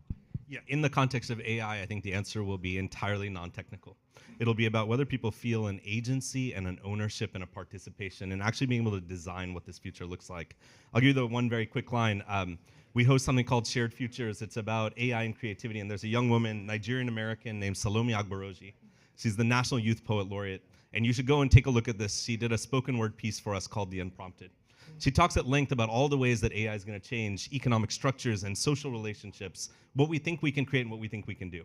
There are many ways we can prompt an AI system to do these things. Right. At the end of the day, once you've done all that, there's only one thing that's left that remains unprompted, and that's us as the human creators and owners of what this future looks like. Thank you. We have to start there. Bio, 30 seconds. Well, in 5 years, I see AI that is accessible in your language, in your own terms, in your dialect.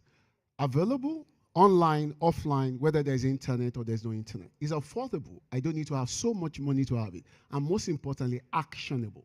It gets things done for me on my own terms. With that, we'll leap out of illusion and land in inclusion. Chinasa, you get 51 seconds. Okay. Yeah. So just to end, I would say, we're still yet to see, AI, more broadly speaking, have a significant economic benefit, even in, countries like the U.S., which are leading or at the frontier of this technology. And so I would love to see AI actually translate to jobs, to growth for individuals, whether they be Nigeria, Indonesia, Mexico, et cetera. And so that's what I would love to see AI impact. My last comment is I think the biggest danger in the coming era of AI is passivity over these issues. And I think a lot of people will unfortunately be passive and just wait for the weather to happen to them. It's very important to go back to where we started, to kind of give people agency to make their own weather. So with that, please thank Chinasa Okolo, Bayo Adekambe, and Vilas Dar. Thank you all very much, and congratulations to the organizers. Thank you.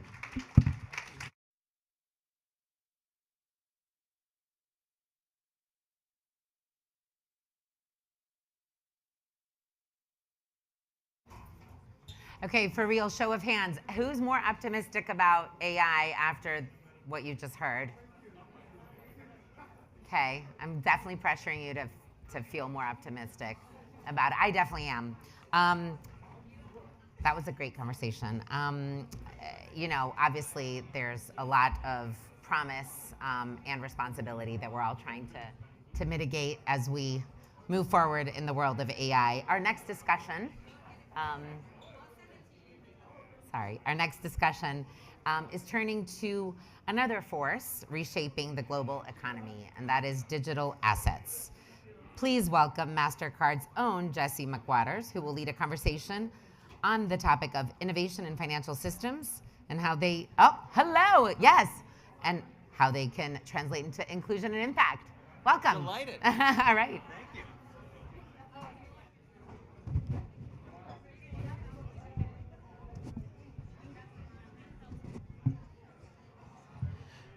Hi, everyone. Delighted to be here today for an interesting conversation. I've got two fantastic panelists. Let me get them to introduce themselves. First, we have Sabine from African Enda. Hi, it's a pleasure to be here. My name is Sabine Mensah from African Enda Foundation, and we work on instant payment systems, inclusivity across Africa. Wonderful. And Dante Disparte from Circle. Hello, everyone. I'm Circle's Chief Strategy Officer and Head of Global Policy. Fantastic. We don't have a lot of time, so let's dig right in. We're here today talking a lot about the challenges that face small and medium-sized businesses, and how we can, through the deployment of innovative digital payment mechanisms, really start to unblock some of these challenges. So maybe first, can we talk a little bit about what are the frictions that SMEs face today in terms of connecting not just to their local economies, but to the global economy that they have? Sabine, maybe you kick things off? Sure, and let me make this real. My mother has retired and she started a she butter business, and she's based in Burkina Faso. I'm based in Nairobi, Kenya. 2 weeks ago, I sent her a wire which she needed to start producing more because she has an opportunity. Bank wire, 5 days in, money did not make it to the bank in Burkina Faso. When I inquired, they said, oh, you need to talk to your bank and talk to the correspondent bank. The money is there. I talked to my bank in Burkina Faso, says, we're no longer working with this correspondent banking. So ask them to send back your money. Then now you resend with this new one. So up till today, she hasn't received that money. So you want to talk about friction? That is, how do I have instant access to my money to be able to tap into a global market beyond just what's in front of me? That's what my mother is always asking about. That's a fantastic example, and I really can't imagine anything that could have teed up Dante a little bit better. This is a man who is well aware of some of the challenges that exist in the legacy correspondent banking system. Why don't you talk us a little about the solution that you guys have at Circle? Sure. I mean, so for you don't have to go to Burkina Faso to figure this out. Anybody in this room right now understands the issues with money because our current money movement networks, with a few exceptions, one of them is behind me on the wonderful wall, Mastercard, it is a hurry up and wait proposition. So that's just reality number one. Reality number two is that the rails themselves on which money moves are not interoperable. And there's an old analogy in this world that says, how useful would your email be if you couldn't send an email from one domain to the next?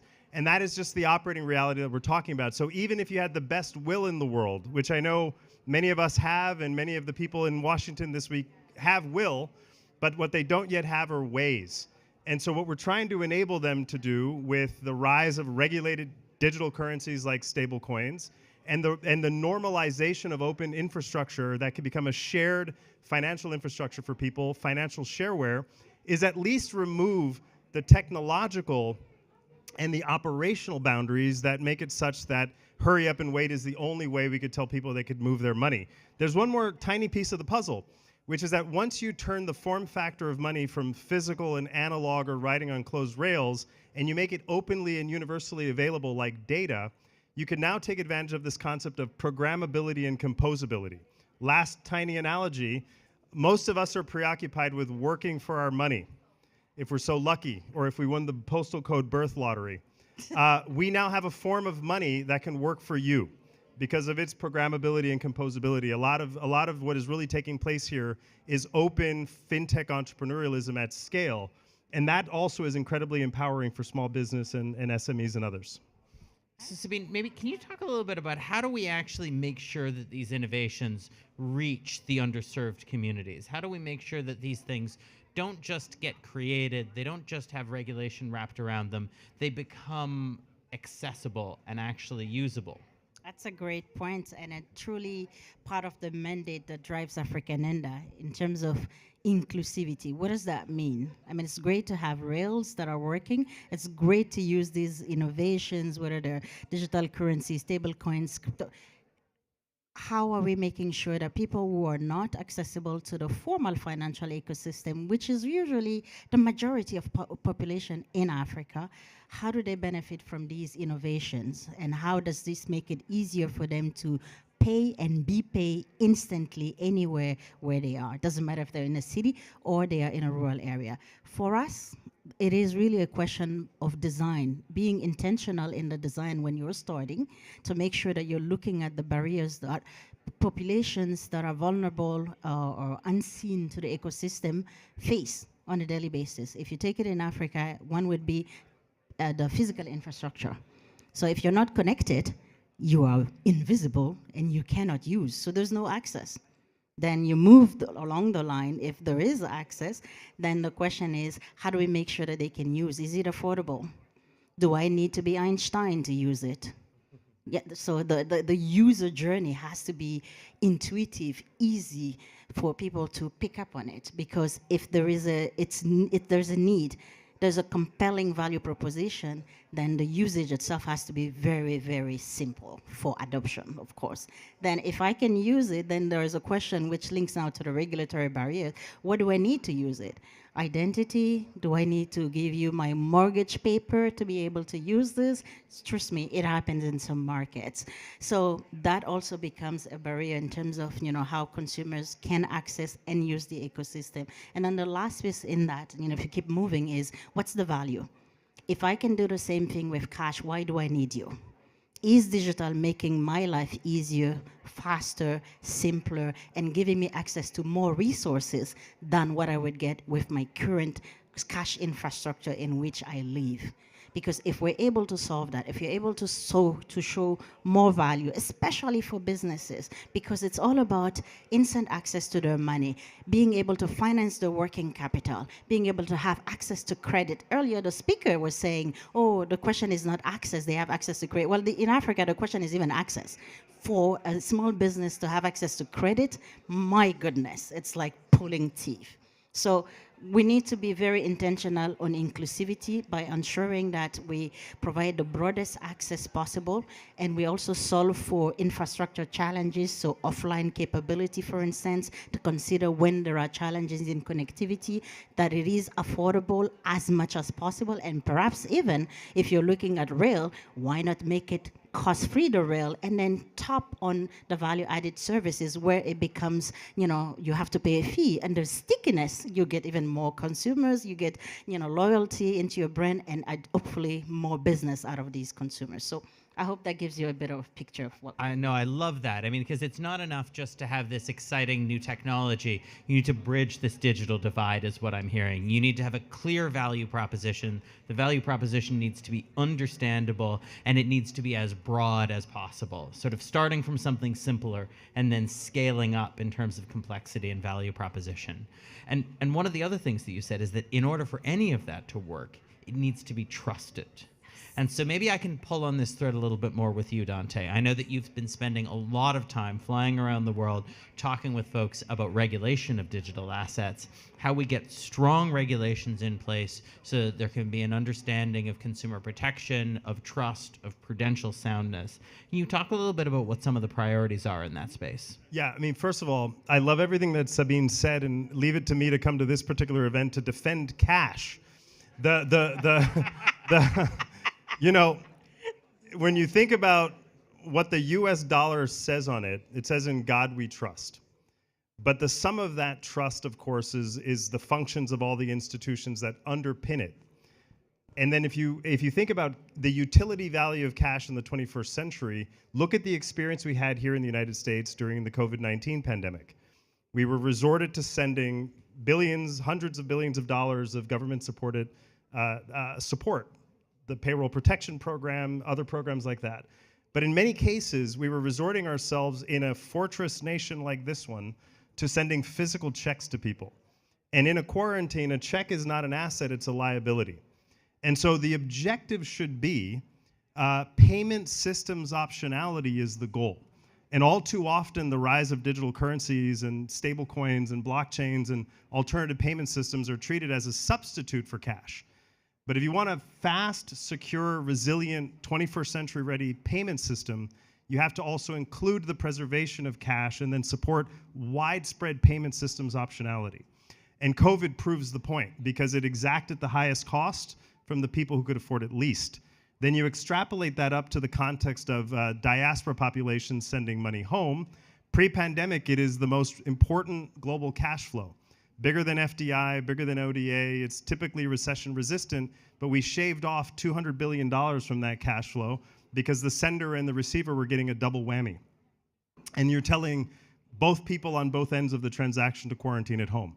So now, in that void, you could really show the art of the possible of where regulated payment stablecoins can go, places physical money cannot.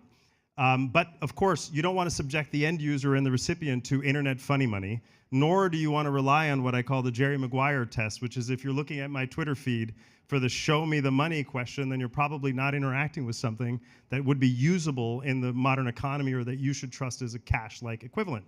And so now, at long last, we have laws here in the United States, we have laws in Europe, and if any developing country anywhere in the world is told, crypto regulation for me but not for thee, I think they're making a policy mistake.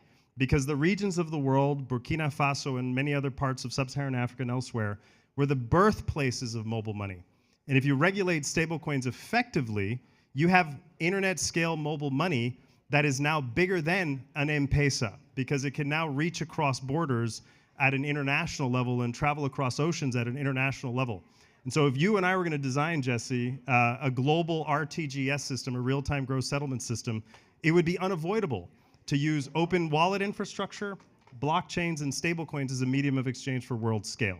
And if that's wrong, sadly, I don't want to be right, because we have billions of people on the margins, and we have millions of people here in the United States of America that have a payment and banking system that costs a lot of money for a fast payment, in the same way that you analogize to a long-distance phone call being expensive because it traveled over old infrastructure. Dante, I want to pull on a specific point here.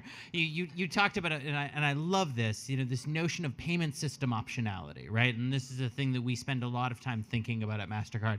How do we facilitate multi-rail infrastructure? How do we enable consumer and business choice? Stablecoins are doing some really exciting things, but they're not the only kids on the block. We're seeing some really exciting innovation in the real-time payment space. Real-time payments have demonstrated their ability to support growth and to drive financial inclusion at a domestic level. But now we're seeing some really exciting initiatives looking to interconnect those. Nexus in ASEAN looking to connect a number of markets there, and the Pan-African payment system as well, really looking to explore this. You have Buna in the Middle East. Sabine, can you talk a little bit about how African Enda is thinking about these interlinking efforts and what you think the opportunity looks like? With pleasure. So let me set the record straight. We have 36 instant payment systems live in Africa. As of 2025, we do an annual report called the State of Inclusive Instant Payment System. These 36, and actually I should say even 37, because the latest regional system came live in September. The report finished collecting the data in June. So 7 systems. 33 of them are domestic instant payment system, and 4 are regional instant payment system. So the regionals are already enabling cross-border payment. YMO system, 8 countries in the CFA West Africa zone. GMAX system, 6 countries in Central Africa. TCIB actually has 16 countries, but 5 are live into the cross-border payments with TCIB. And then, of course, we have the PAPS, which is Pan-African. I think what we're seeing, and you said multi-rail, I would even venture to say multi-rail optimization for clients. Because for me as a client, whoever is going to get my money and my vote is the one that provides me an instant, fast, cheaper option for me to send money from point A to point B. Interlinking, we're seeing a lot happening in terms of it's nascent in Africa, but definitely a forward-looking opportunity. Aside from the regional system that are already doing cross-border at the regional level, we are seeing countries wanting to do bilateral interlinking of their fast payment systems. We are seeing regulators, for instance, like Central Bank of Rwanda, have an MOU with Central Bank of Ghana to do fintech passporting, of fintech license passporting, which is a precursor of enabling interlinking of these ecosystems. And same thing, Central Bank of Rwanda did also with the Central Bank of Kenya. So it is a space to watch.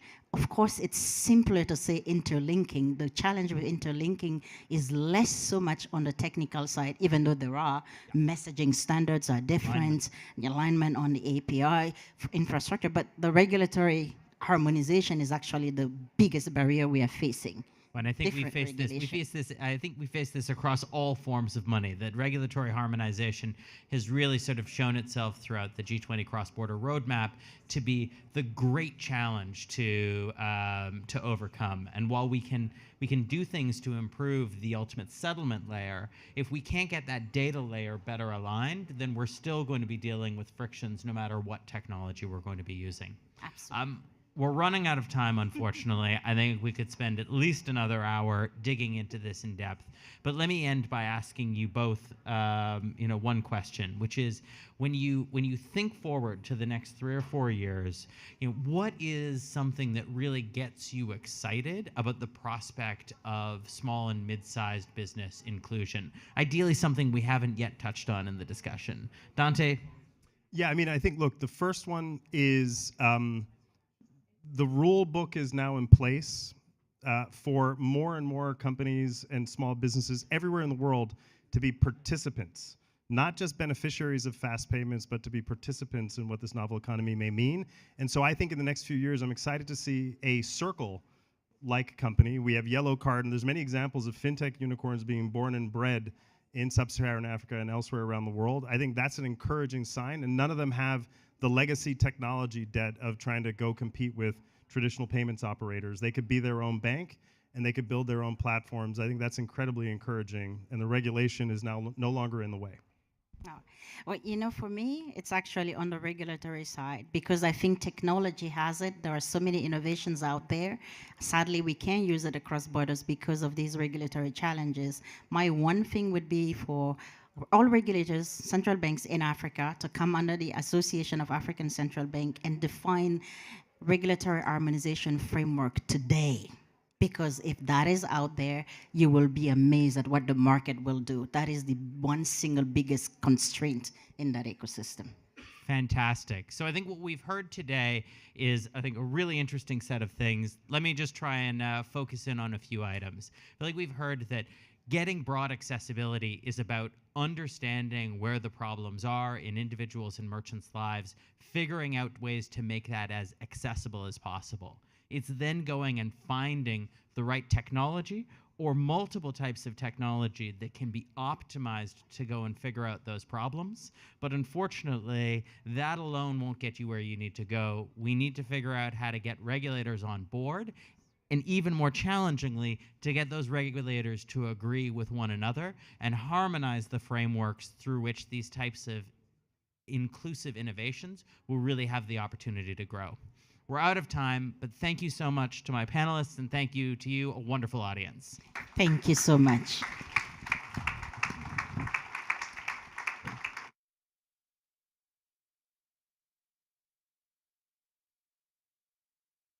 Everyone, thank you.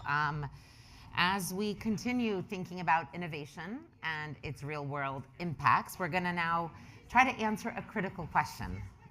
As these technologies we've just heard about continue to evolve, how do they actually shape people's financial lives? So for this next panel, we're going to be discussing financial health. Please welcome Payal Dalal, the Center for Inclusive Growth's Executive Vice President of Global Programs, who will lead this conversation on financial health in the intelligence era.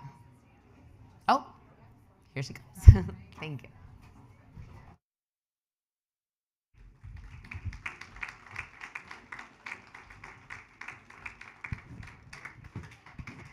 Good afternoon. We are about to have a fantastic 22-minute discussion about AI in financial health. So buckle up. We've got a lot of ground to cover and a lot of excitement and potentially a little bit of pessimism too to pepper in.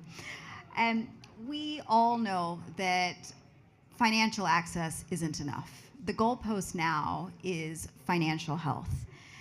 And AI is playing an increasing role in financial services. And what that does is it raises a straightforward question. Is AI going to help or hinder the progress to financial health? This panel isn't about whether AI belongs in financial services. That train has gone. It's left the station. So now it's really about what needs to be true for AI to really support measurable financial health outcomes. And to have that discussion, I couldn't have a better panel than the one sitting here on the stage. We have a terrific cross-section of leaders working to mainstream financial health. Michael Schlein, CEO of Axion, Landy Liu, founder and CEO of Foyer, and Aruku Asari, Director of FinTech and Innovation at the Bank of Ghana. So let's kick off the conversation and kind of establish a baseline of where this panel feels AI can play. And let's find out who's bullish and who's bearish about AI and financial health. Michael, I'm going to start with you. Are you a bull or a bear when it comes to AI and financial health? So I am First of all, nice to see you. Great to be with all of you. I am enormously bullish. For years, we've tried to dramatically lower the cost of delivering financial services to people who have been left out. I think AI really can do all that. We're a very active investor in early stage companies and emerging markets. We don't get a single pitch that doesn't have AI anymore. And I do think it is transformational and really, really capable of reducing costs of delivery and providing a different set of services that is more comprehensive. That's the good news. The bad news is it's lowering the cost of serving. It's also lowering the cost of defrauding. And so the deep fakes, the frauds, they're happening at much greater scale. Just all of our lives, we're seeing, fake videos. And so I do think there are some downsides here. We'll have to figure out a hybrid animal between a bull and a bear to represent Michael's view. Thanks. Landy, talk us through bulls or bear. Great to be here. I would consider myself as a tech founder, also a bull, but similarly, there are downsides with the proliferation of AI, particularly in early stage tech companies. As Michael said, it's already now becoming the status quo. Every company is now an AI company if you've been founded in the last few years. And so for us, we also are seeing how to differentiate ourselves from our competition being increasingly challenging, and making sure that we're aligning incentives to the actual things we care about, which is building financial resilience and health. It can be challenging when there are other incentives at play. All right, I got another bull, but you're my regulator, Uruku. Tell me you're a bear. I'm going to disappoint you. Given that I have innovation as part of my title, that should tell you. I mean, coming from a market where we leapfrog, right? Today, we are looking at mobile money transactions coming up to 50 billion a year. This was when people thought that we're waiting for branch banking to mature. We went past it. So that should tell you that the next leap, obviously, is AI. And we are looking at the opportunities that we have in there to be able to allow AI to help deepen financial inclusion, where services are actually becoming more beneficial, not superficial. I'm a big fan of outcomes, not on technology. Obviously, we were looking at who benefits for it, and then who is really going to be challenged. So I think that is where we need to have the right balance. Thank you. Really helpful, and it's okay that you disappointed me that you're that you're a bear. Landy, I want to come to you. Let's double click. You represent fintech here, so no pressure. Talk us through what Foyer does and how it's using AI to really further financial health, especially around resiliency, which is amazing, and I can't wait for you all to hear about his innovation. But two, what do fintechs need to think about as they build AI into their products to really ensure it's leading to the right outcomes? Great question. So a little bit of background. I'm the founder and CEO of a company called Foyer. We're a financial technology company that has a mission to help save the dream of homeownership in the US. We're doing so by helping people literally save and prepare financially for their first home purchases. So we're now in all 50 states, and we are helping over 10,000 first-time home buyers in the US build their confidence and their financial readiness for the biggest transaction of most people's lives, which is a home. And it's one of the most difficult housing markets in the last 50 years in the US, and definitely a hot topic across the board.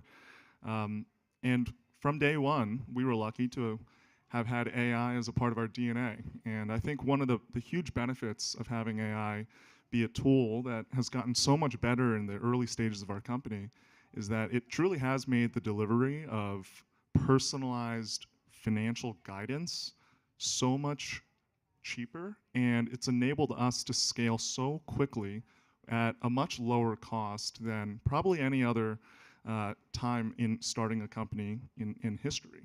And for us, one very specific application of it is we help our members, we call them, get guidance that's specific to their goals of owning a home. So one of our example might be someone trying to buy a $350,000 home in Detroit, Michigan in 2 years. How do you approach that? There's a huge set of credit, income, and asset decisions that go into buying a house. we help the consumer understand what programs might be available in their local markets. Navigating tens, dozens of programs that are from every level of the government can be very challenging for first-time homebuyer. Most first-time homebuyers are leaving thousands of dollars on the table. They're not starting early enough. They don't know the levers that they can pull between how to improve their credit and how to actually save on a regular basis. And so what we've been able to do is empower our product and our team members to deliver guidance specific to each individual at a much, much cheaper way.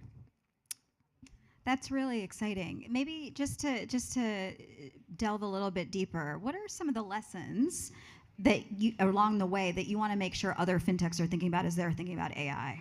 Because not everybody is as amazing as Foyer. Thank you.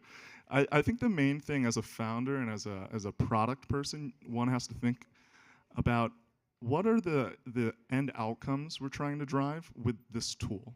It's simply an amoral tool. And so how are you using it to actually drive towards the right outcomes for your members and also for your business? And for us, that means starting from day one with creating a business model that's actually aligned to the financial health of our members. It's not even about the AI, it's about setting your business up for the right incentives, and then AI accelerates your path to achieving that outcome. And for us, it means from day one, we decided let's make our business tied to the success of our members by helping them actually transact. And to help them transact, you have to help build their down payments, build their credit, build their resilience. And AI has simply just helped us move faster along that path. But if AI is being used to simply engage and distract, and there are many companies using AI to do that, take money from people in other ways, it can easily go the other direction. I think it's such an important insight that it's about the outcome, not the technology. The technology is in service of that outcome. Aruku, I'm going to come to you.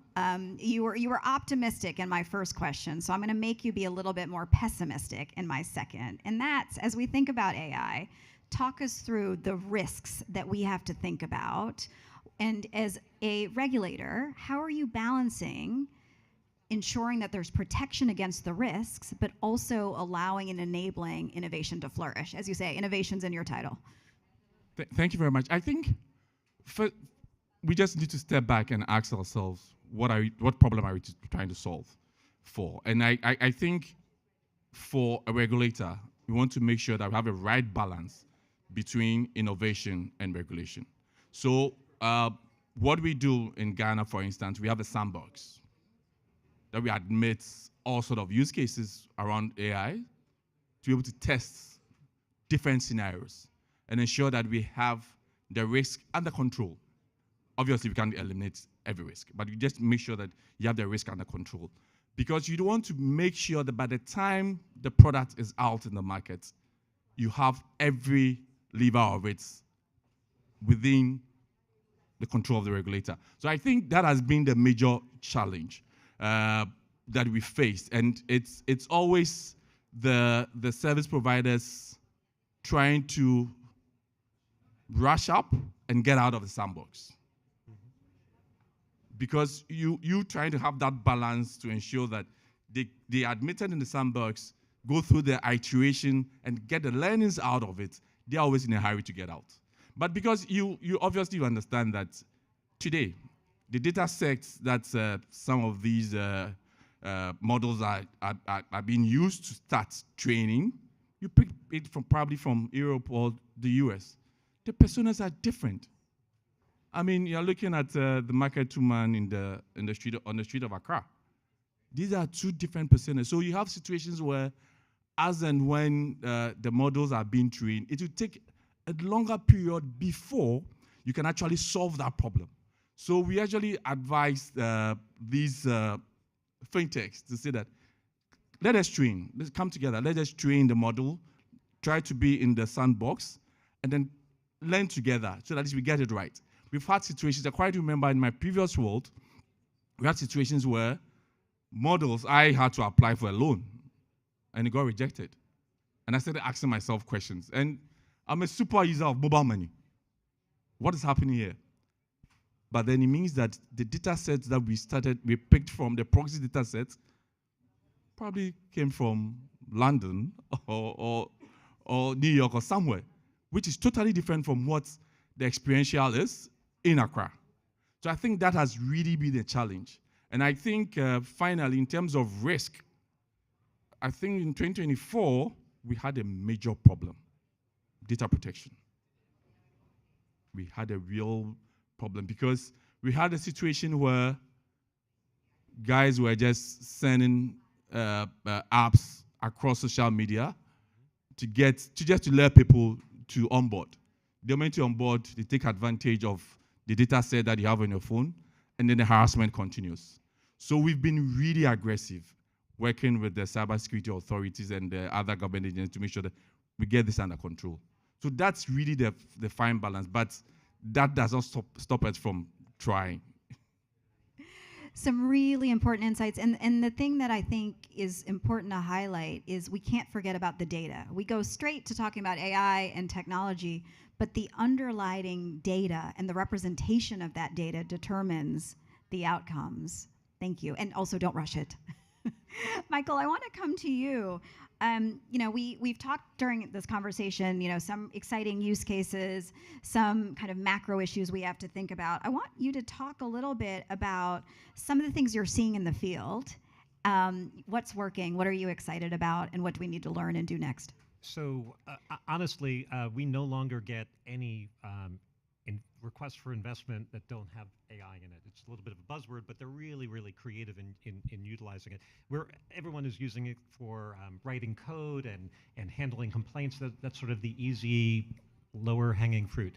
The two examples that I'm very excited about, and Landy really spoke about it in affordable housing in the U.S., but when we talk about 1.6 billion people being left out and poorly served by the global financial system, 2/3 of them are smallholder farmers. So one of my favorite applications is imagine that smallholder farmer, very remote Africa, and she is, for the first time on her phone, now getting crop-specific agronomic advice, hyper-local weather forecasts, information on the crop-specific subsidies available for her, which are changing all the time, and she can get all that tailored for her own budget. Like, what can she do? All of that is contextual and conversational in her local dialect. This is so exciting because each piece of that we've never been able to do before, and now it's really happening. Great. That's one example. The second one, and a shout out, Edgardo Perez is back there from Guatemala, from Genesis. He's one of the more, starting out with a traditional bank, he's now recreated it into a fintech leveraging AI. Maybe 14 or 15 different experiments, but the one that I like the most that shows you the power is, it used to be you'd send a loan officer to a micro small business, and they'd spend a lot of time doing data collection and really trying to figure out the cash flows to figure out the right loan size. Now you can literally take your phone and just scan your place of business, and almost instantaneously you can get a loan size recommendation that's pretty good. Do you realize how efficient that is and how much we can reduce the cost of providing that credit to that micro and small merchant? This is happening now. So those are my two favorite applications. It's really, it's transformational. Can I put you on the spot for something that I did not prepare him for? Okay. Is there a use case that you haven't seen that you want to exist when it comes to AI? I might ask both of you that as well.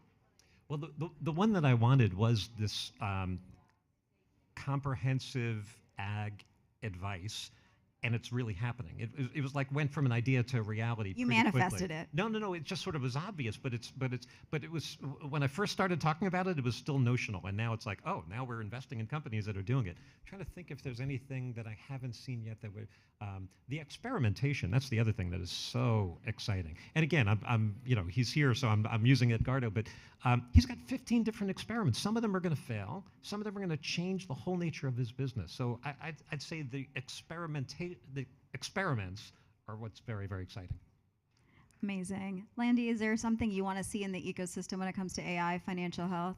You can see Aruka's already thinking about We were talking a little bit backstage about how, unfortunately, with AI, it's reduced the cost of delivery for not just good things, but also for fraud. And I get so many spam calls today. It's driving me nuts. My email inbox is completely filled with probably fraudulent garbage, loan offers. I mean, we're also a small business, we're a startup, so we can't afford to get involved in one of these problematic companies. And I wish that with all of these AI-enabled kind of offensive companies out there, I had an AI defense. Somebody that could screen my calls, that could screen my emails, and just let the good ones in. I don't know if we've caught up to that yet, but that personally would be something I would really like, and maybe would help people mitigate kind of social engineering fraud. So I hope the audience heard that. That is your marching order, and Axion Venture Labs will fund it. Aruku, what do you need to see? What do you want to see? I think coming from my world, what I would like to see to leverage on AI to be able to deal with regulatory asymmetry. Yeah. It's a big problem. One fintech trying to hop from East Africa to West Africa is a major problem. How can we leverage on AI to be able to make that simple for that fintech? Because today, yes, Ghana has a fintech license passporting. With Rwanda, yes, we've gone through the process. It took us months to get to that point. We are planning same with Nigeria. Rwanda, Kenya has signed. Ghana is going to sign with Kenya. But if we have an AI model, that's going to give us that opportunity where regulatory asymmetry is dealt with. It's just going to change that whole story of financial inclusion in Africa. Done. Let's get it done. And you'll provide the sandbox for that. Exactly.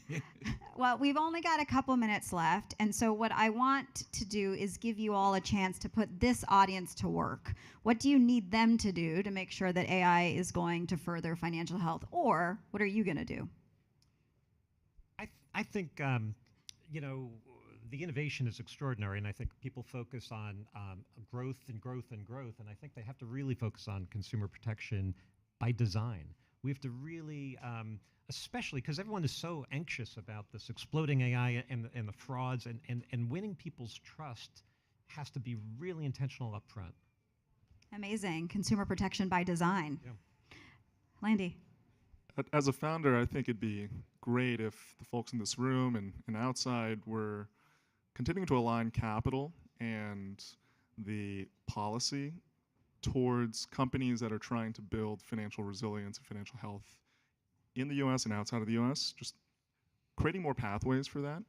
There are limited pathways for early stage companies, you know, in the private sector to have a business model that is trying to grow very quickly, you know, trying to grow the core revenues of a company, but also build the financial resilience of the folks they're serving. I think it'd be very interesting if there was more explicit asks from investors, for example, to show the quantitative ways that you're actually helping folks build the right outcomes. And if that was actually used as a determination in making investments, I think that would really, it'd be great for us if that was more asked. Yeah, creating incentives in the system to really prioritize financial health. Ruku, you're a regulator, so whatever you tell us to do, we will do. So tell us what to do. So I need a solution to facilitate digital trade within Africa. Because the farmer in middle of Ghana probably need to buy some inputs, and it has to come from Europe. Probably that same inputs can come from Nigeria, but it's so difficult to be able to get that across. And it's so because solutions are not in sync. So it becomes much more challenging for you to be able to facilitate that. So if we can actually use AI to be able to solve that problem, trade within Africa will just solve. Because now we have solutions, enough solutions for access. What's the next level? Which is going to create lots of income, which is also a pathway to financial health. Well, please join me in thanking Michael, Landy, and Aruku for a fantastic conversation on AI and financial health.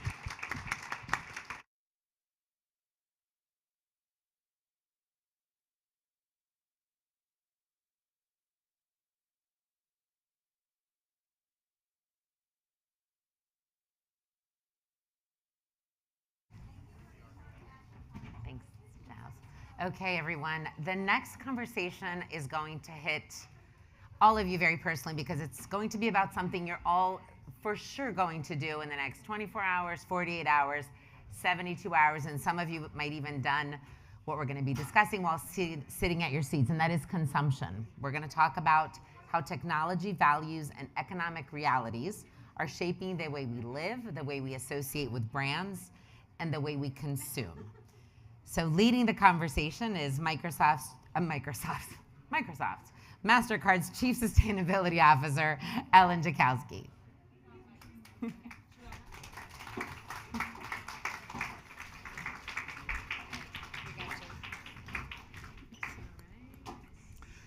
All right, hello everyone. And yes, it is Mastercard, although we do use Microsoft at Mastercard. It is true. So we're rounding into the afternoon, the late afternoon, and we're going to be talking about the future, right? The future of consumption. We're all consumers. And what is happening with consumption? It's going through a profound transition, right? So many different changes, especially now on the verge of AI. We're soon all going to be having AI agents doing our shopping for us. There's social commerce. There's live shopping. Lots going on with tariffs, gas prices that are shaping the shift of what we're purchasing, and most importantly, why. Like, why do we purchase what we purchase? So today I have an incredible panel. I'll introduce you as we go, but first starting with Michelle Meyer. And I'm going to plug Michelle because I was scrolling through my feed this weekend, and I think you're familiar with Masterclass, right? So Anna Wintour having a class on leadership, or Serena Williams on ambition, Jane Goodall, and who came up on my feed this weekend? But Michelle Meyer now has a masterclass. So if you like what she has to say today, she's Mastercard's chief economist. Check out her masterclass. So Michelle, let's start with the big view of the future of consumption. What is happening right now, and what are you forecasting? I think Mastercard sees something like 500 million transactions a day. And Michelle has all that data. So tell us, what do you see? Sure, that was quite an introduction, so thank you for that. Thank you for the plug. But absolutely, we do see a lot of trends in real time when it comes to the consumer. That is really the specialization that we have at the Economics Institute. So if you think about the moment that we're in right now, you can't not think about the geopolitical environment that we're in. There's obviously a war in the Middle East, a heavy amount of uncertainty, of conflict, and that is transmitting through the economy with an uncertainty shock. It is transmitting through the economy with a higher cost of energy, some discreetly in parts of the world, others are a little bit more insulated. But the consumer is facing a bit of a challenge when it comes to affordability. And it's not new. This has been off and on over the last several years, really starting with COVID, that created that first big price level shock, that first concern over supply chains. And then it came back over off and on throughout that recovery period post-COVID. And we're here now again with some concern over affordability, largely related to the price of energy, the prices that you pay at the pump. That said, when you take a step back from that significant risk that's out there, and it is one to pay attention to, but when you take a step back and you think about the state of the consumer, it has been a consumer that has been heavily engaged in this cycle. It has been a consumer that has been very powerful, I would like to say. And powerful because over the last few years, consumers have had a lot of choices. They've been able to navigate this cycle remarkably well, despite the fluctuations in prices, despite how much uncertainty there's been in the macro backdrop. The consumer has continued to spend. The consumer has been able to shift very quickly depending on the environment that they're in. And there's a few factors that I think, besides pricing, besides value, that has driven consumers. One has to do with the experience economy. We have seen over the COVID period, a significant rise in travel and a significant rise in consumers that want to experience their shopping in whatever way that is. And that could be partly due to, going out there and obviously having the travel, the restaurants, et cetera, the events. But also when you go into a store to have the experience in how you shop, or when you shop online to feel like you have the ability to navigate what it is that you want to purchase and use your purchasing power in the best way possible. So experience matters for consumers, and value matters. And another one that we've been exploring has to do with the circular economy. We have seen in our data a significant increase, and this will be particularly relevant for the panel here, significant increase in the circular economy as well. It's a pretty startling fact in the US, over a quarter of all luxury consumer retail spend is circular. It is resales or rentals. And it is rising now at a rapid rate in the mass market as well, and broadening outside of the typical circular items. So the resale rental market is it's not just a fad. It's not a niche thing that a handful of the population does. It is becoming much more mainstream, and it's really influencing how consumers see the world. Again, in a search for more choice and more kind of savviness when it comes to consumer. Yeah, I mean, really powerful trends, a lot of change and shift. And of course, that last data point around circularity, over a quarter of the market is buying secondhand in luxury online apparel. When Michelle gave me that data point, I didn't believe it. I was like, Michelle, is that really true? Like, it's really true. So these shifts are real. So speaking of shifts in consumption and shifts in companies, so we have Brianne Olsen, who's the CEO of PacSun. And I think, Brianne, you joined PacSun about 18 years ago in 2007. And you have led that company through a complete evolution, right? It went through a bankruptcy in your early years, and it's now come back with this incredible sense of community. You know who your customers are. You have new partnerships with them. And I think on May 12th, a new book will be coming out called Co-Created from Brianne that tells this amazing story of what you've done with the company and how it's evolved. So tell us a little bit about the story. Of course, thank you for having me. Co-creation is a story about how to transform a legacy retailer into one of the most coveted youth brands today. So our consumer is Gen Z and emerging Gen Alpha, age 16 to 24. And what we've really had to do is build from the inside out. So starting with the internal aspects of our organization, of our leadership, and a very intentional choice to lead with purpose. So PacSun's purpose today is to inspire the next generation of youth and create community at the intersection of sport, music, fashion, and art. So from the PacSun you might remember from 10 or 15 years ago with surf and skate brands and actually zero product that carries the namesake PacSun on the label. Today when you walk into one of our 300 stores or onto one of our social platforms or you're shopping on TikTok, you will experience a very different PacSun. One that is rooted in creativity and innovation. We boast incredible partnerships like a partnership with the Metropolitan Museum of Art that is on year 4, partnerships with Formula One, and we really believe in the power of co-creation. So the focus is really on creating a brand alongside the consumer as opposed to creating a brand top-down for the consumer. And so I discuss this in terms of relinquishing control, but it's really about creating processes that embed the consumer and consumer decision making and a feedback loop that's live with data and algorithmic feed into all aspects of our organization, our brand, and our business. Yeah, incredible to see everything that's shifted with PacSun. I'm a Californian, so very familiar with the brand, and really excited to see that shift. All right.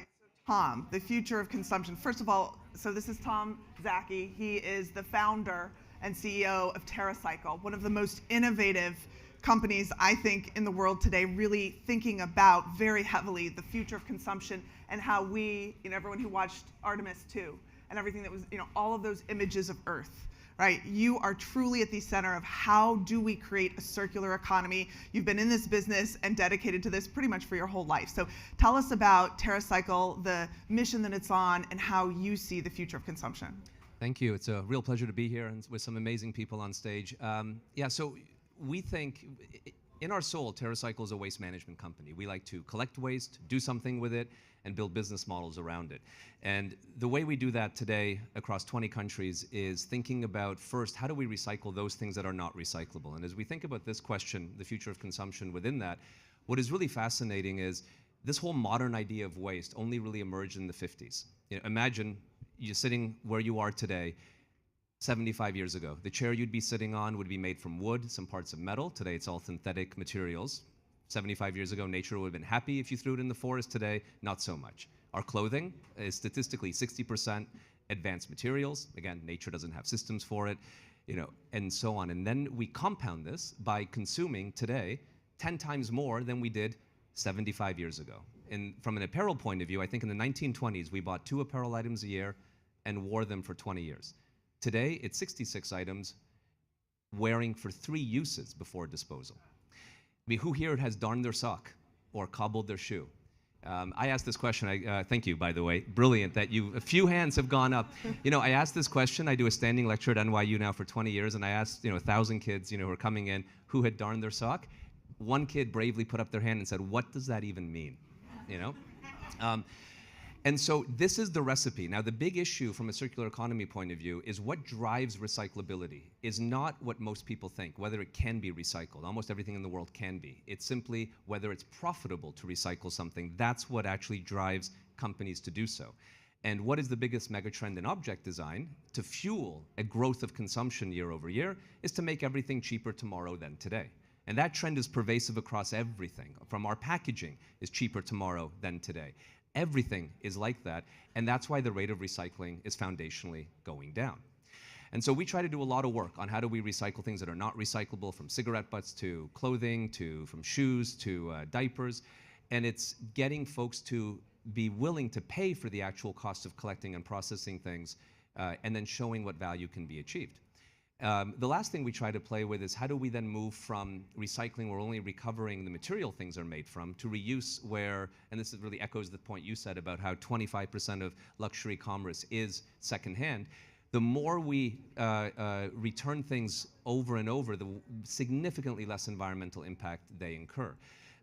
We've taken a major investment into reuse, and today we run France's biggest reuse platform. You walk into a supermarket, buy your shampoo to ketchup in fully reusable packaging and return it, and it gets cleaned and refilled with major brands.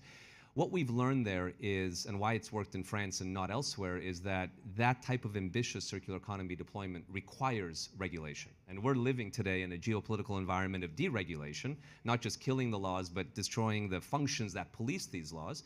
And it's important to note when we look at countries that are much more pro-regulation, France perhaps gets the cake for being the best at regulation, or the most ambitious at it at least, is that's where, by using that properly, these ambitious systems can scale and can go into effect.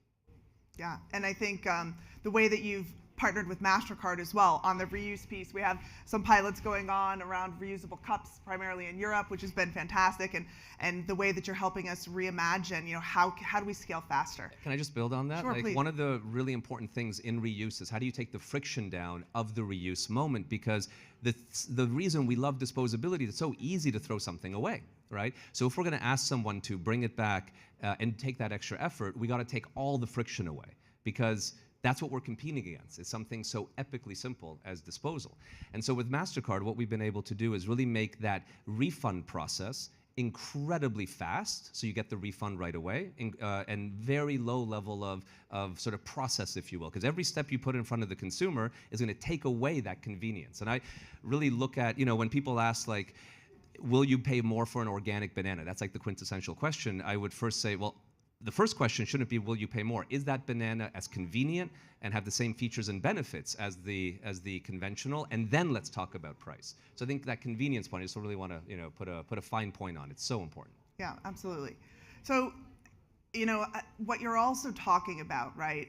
Back to this question of, is it price? Is it because it's sustainable? Like, what are the values, right? When you're all making decisions about what you buy, what's your own criteria for what brands you're buying, what items you're buying? And a lot of this comes down at times to values, right? The values that the consumer has. And so, Rand, tell us a little bit about, everything you've been learning that, now with the partnership you have with a lot of your customers and the youth advisory board that you have. What are you learning from them in terms of what do they actually appreciate? What are they looking for? Again, the future of consumption, like what's next? Thank you. I think, first of all, it's really easy for people to try to add Gen Z and Gen Alpha into the same grouping in terms of behaviors and thoughts, and it's really important to separate those out. So part of the research that we do with the PacSun Youth Report is to ensure that there is a separate view of Gen Alpha versus Gen Z. Secondarily, I would say that this generation, not dissimilar to past generations, is full of contradictions. And so there is a deep desire to do good, but then there's a reality of they're confronted with the same oil and gas prices that we are. And there are all of these macroeconomic changes that make it, and challenges that make it nearly impossible for them to make those good choices. So to your point, how do we eliminate the friction points? How do we make it easier for them to make good choices? And more importantly, to feel really good about the choices that they're making.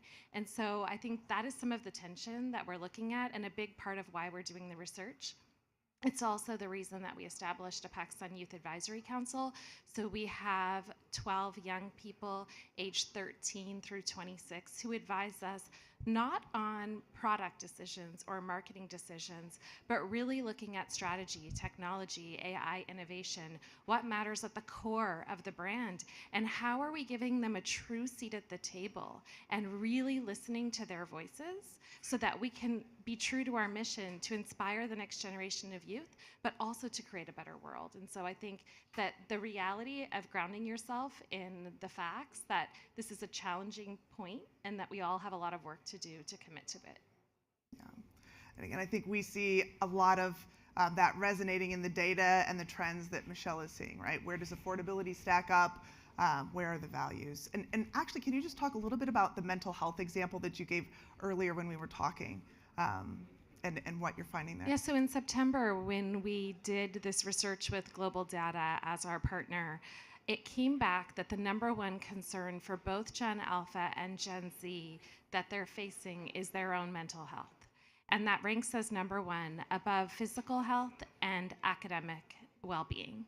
And so at PacSun, we're constantly looking to make changes and give back to our community based off of what we've seen.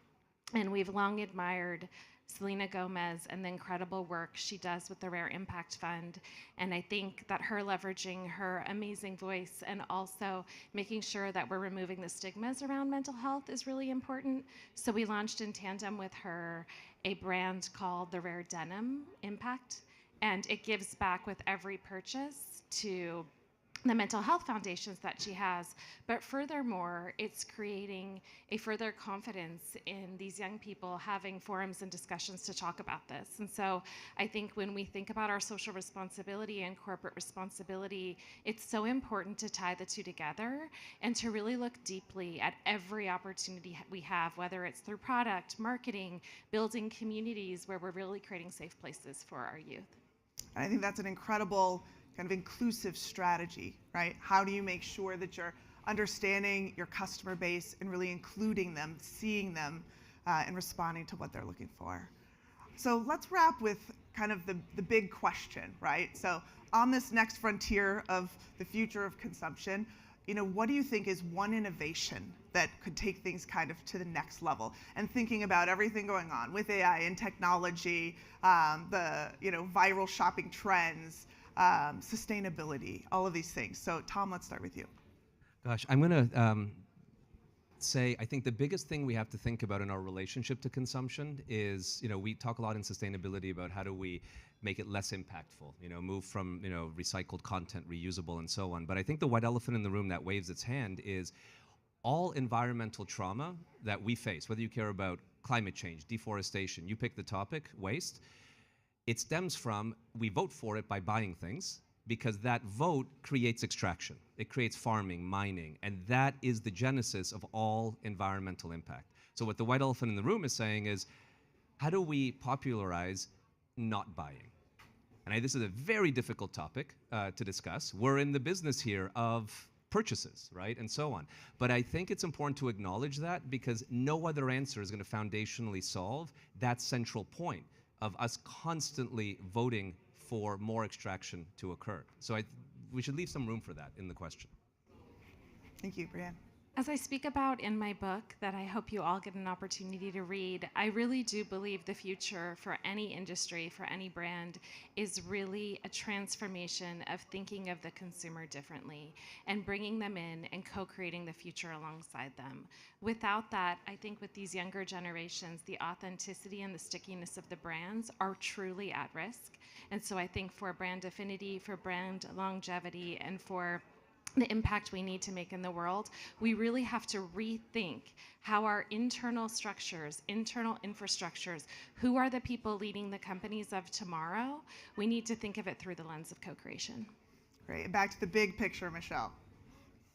So I think a lot of it, as Brianne has talked about, is knowing your consumer, understanding your consumer. And one of the ways to do that is to find as much data as you possibly can and mine that data and be willing and able to pivot. And that's where I do think AI comes into the equation, because more usage of AI, particularly for smaller brands, for new companies, for folks that have those innovative ideas, they'll be able to reach the consumer a lot quicker, a lot easier with AI at their fingertips. And that should reduce friction. It should allow for more information sharing. It should allow bringing buyers and sellers together, and to be able to have that flexibility, because this is an economy that's moving very, very quickly, and the pace of innovation is rapid, and you definitely need to keep up with that. And we're seeing that right now. We've been seeing it for the last few years as well. It's not a new phenomenon. Yeah. So thank you, esteemed panel, masterclass, an author. And by the way, Tom has authored, I think, 4 books and counting. So thank you so much for sharing your vision of the future of consumption. It's not just about buying more, buying less. It's about buying differently. So thank you, and hopefully we gave you some good things to think about. Thank you.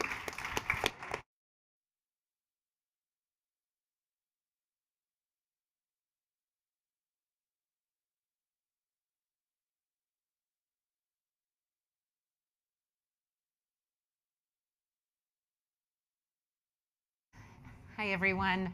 I'd like to just, while we get set up here, I'd love to invite anybody who's on the other side of the curtains to join us here. We have some room, because this is going to be our final conversation of the day. Okay. Maybe they'll join us. He's going to set up, yeah? All right, cool. Well, wonderful. How's everybody enjoying themselves? Yes? Shout outs to both Shamina's crew and Raja's crew. Wonderful. Well, this next conversation is focusing on a really important region, and that is ASEAN, a region that is fast becoming a key driver of global growth. With rising investment, expanding trade ties, and a dynamic consumer base, Southeast Asia is not just participating in the global economy, it is helping to shape it. So to have a very interesting conversation about it and how that affects all of us, I'd like to reintroduce to the stage founding president and editor-in-chief of DevEx, Raj Kumar.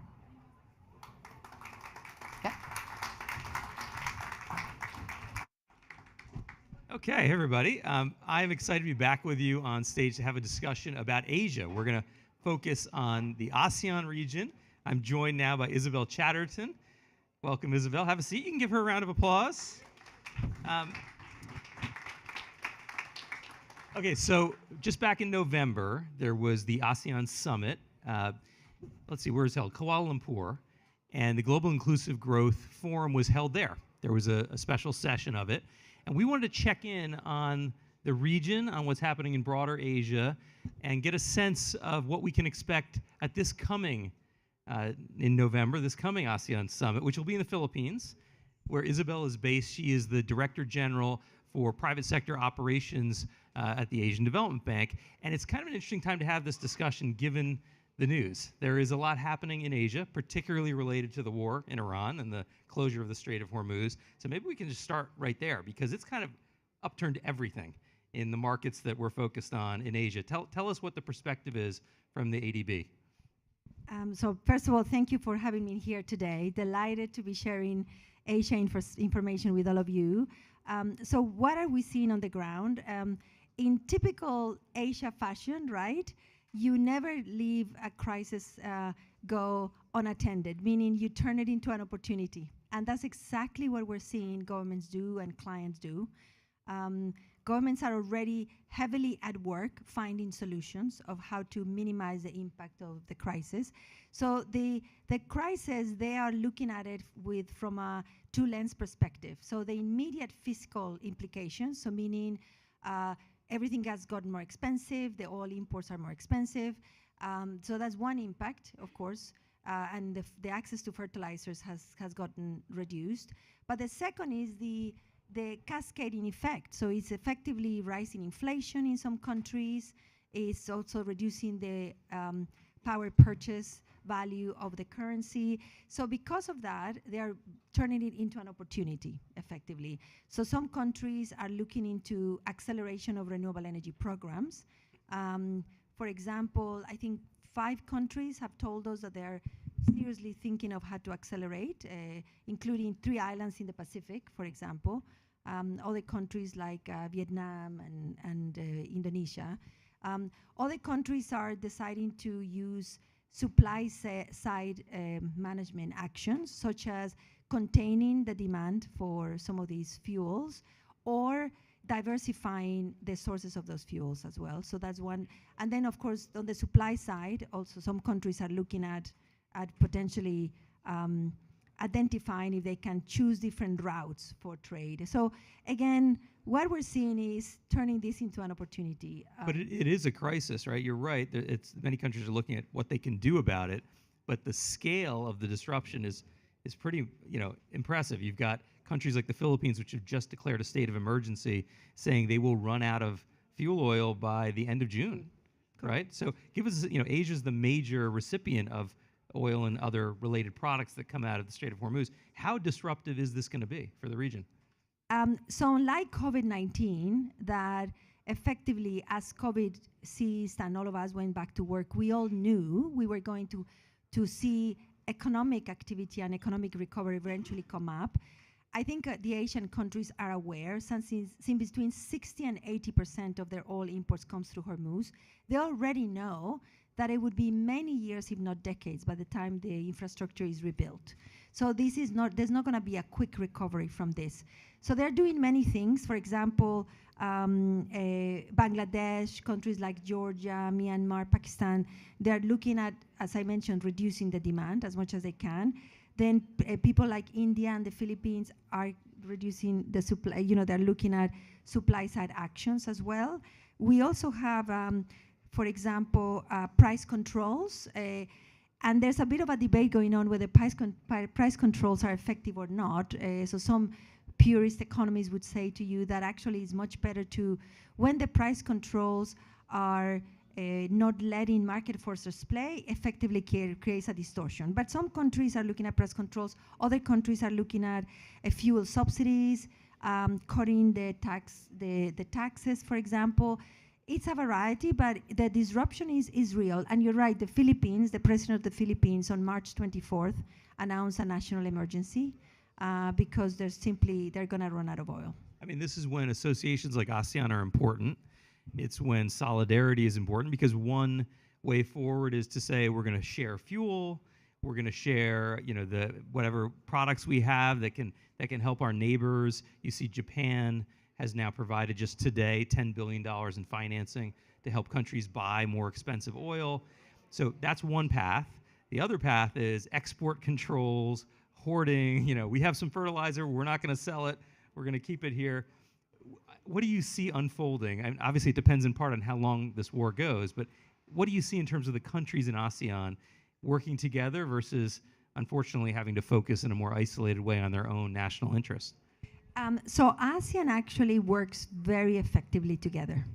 They have had these, interestingly enough, non-obligatory form of partnership for a long time. And they do have very successful forums where they share and they talk openly with each other. We are based in Manila, and this year, the Philippines is the chair of the ASEAN Secretariat. So a lot is happening that involves the Philippines. And as it happens, this year is the year where the ADB president, to some extent, takes a bit of a lead role on behalf of some of the other MDBs as well, to work as a team, as a group. So there's a lot happening. They do work together. They're working on creating, for example, a single ASEAN power grid. And we in ADB are actively engaged in making the ASEAN power grid already hopefully implementable. We announced just recently $10 billion to go into that grid. We have an agreement with many governments on the sovereign side. On the private sector side, we already have, for example, 3 investments in the pipeline coming out of Indonesia and Malaysia to support the power grid. So they are, again, in typical Asia fashion, this is just saying and doing, right? And they very often keep it private until it's done. It is very much the Asia way. So one day people will wake up and realize that these countries have come out of this relatively not unscathed, but hopefully better off. They're focusing on rebuilding better. And I have noticed the substance of the conversations has really, it's always been substantive, but now it's substance with the urgency that we need to do this yesterday. So it is a very exciting place to be, despite of the enormous sadness of what is going on. Well, ASEAN is 680 million people, right? The countries that make up that association in Southeast Asia. It's got one of the fastest growing middle classes in the world. They say that by the end of this decade, it's going to be the 4th largest economy in the world. Given that, and given the big shift that we're hearing about at these spring meetings of MDBs like the Asian Development Bank trying to crowd in more private money, you would think this is a region that's ripe for that. Is it just talk, or are the MDBs like the ADB finding ways to really crowd in larger amounts of private money at a scale we haven't seen before? Is it happening? And give us some examples if it is. Yes. No, I can tell you big shift. So since this happened a year ago, the main shift for us in Asia has been a move from commitment, when everybody announced, to actual implementation. That's been the major shift. In ADB, we have significantly increased our focus on mobilizing private capital.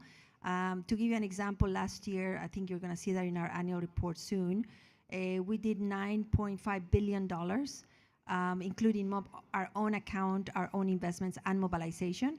And that has become our major KPI for us. Of course, we have others, like climate finance, inclusion, of course, but for us has become really real, because at the end of the day, inclusive growth depends on execution at scale. It's a lot more than just ambition. On the digital side and on helping the SME growth, because Asia has a significant percentage of SMEs, significant. So we focus a lot on helping the MSMEs grow, and a lot of it has to do with digital literacy, digital platforms, availability of digital money. So we have done quite a few concrete actions. So for example, the ASEAN Digital Economy Framework Agreement was actually launched alongside quite a few national rollouts of digital programs, infrastructure. So for example, digital payments have been rolled out, data governance frameworks in some countries have been rolled out, and SME digitalization programs have happened. ADB specifically, since digital needs energy, of course, and needs data centers and needs advanced cooling. So on the ADB side, we have signed 2 significant transactions since we last spoke. So one is the GSA Energy Efficient Green Data Center project in Thailand, and the second one is the LinkNet Last Mile Connectivity project in Indonesia. So those are more than just isolated projects. They really give a sign of direction of travel and the trajectory with regards to the Southeast Asia and the ASEAN digital rise. And on the energy implementation side, again, we've seen this turn from discussions to action. For example, as I mentioned already, the ADB's catalytic role in advancing the ASEAN power grid, and the fact that we launched that regional connectivity fund. So the regional connectivity fund that we launched is going to de-risk the cross-border transmission investments, and is going to standardize the financing frameworks across the ASEAN. So all of that is really happening. We've also are working, but into other sectors. It's not just energy and digital, but inclusion is also going to the grassroots and really finding out the challenges that are very often sector specific. So for example, we work with a lot of farmers. Agribusiness is where we find a lot of micro entrepreneurs. A lot of them are women, sometimes very often women head of households, for example. So we had this amazing 175 million working capital loan that we did across 4 different countries, including Vietnam, Indonesia, PNG, and India. It helped 62,000 farmers, and we mobilized technical assistance alongside to do 2,000 farmers in technical assistance, including literacy. How do they actually access commodity pricing on their phones and things like that? So it's really comprehensive. And you've got, just to give you a sense, you've got 100 million people who get their livelihoods from agriculture in the region, right? So it's very significant if you can find models that include them into a growing digital economy. Let me ask, because we just have a little bit of time left.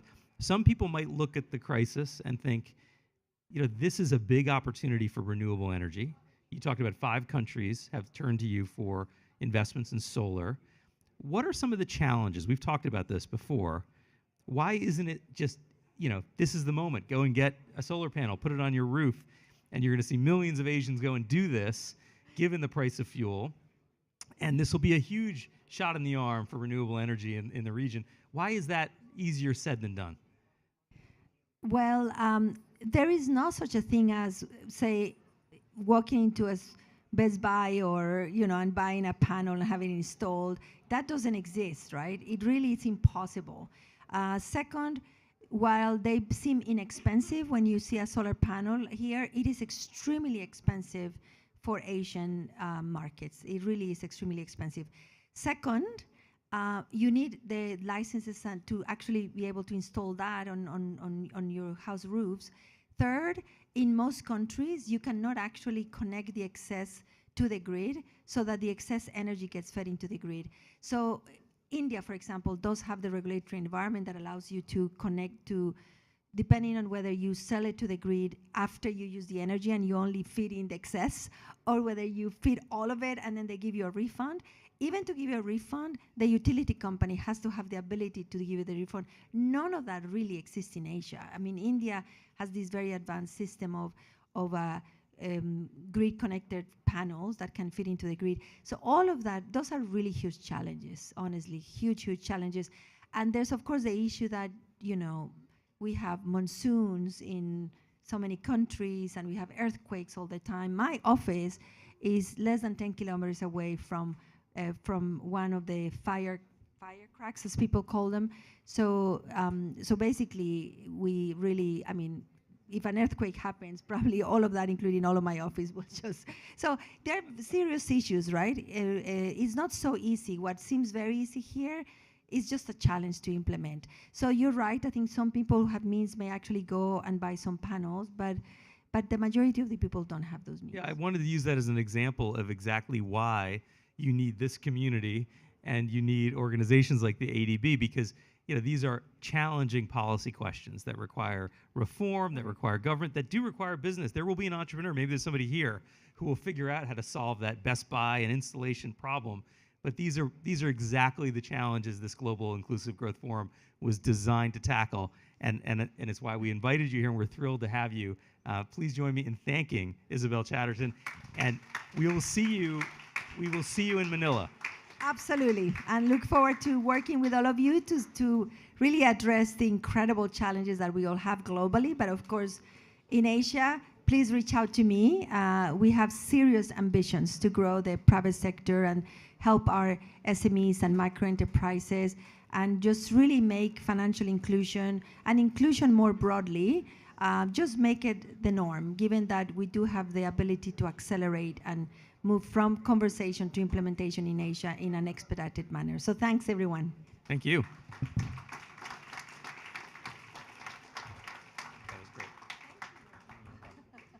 I want to ask Shamina Singh to join me on stage.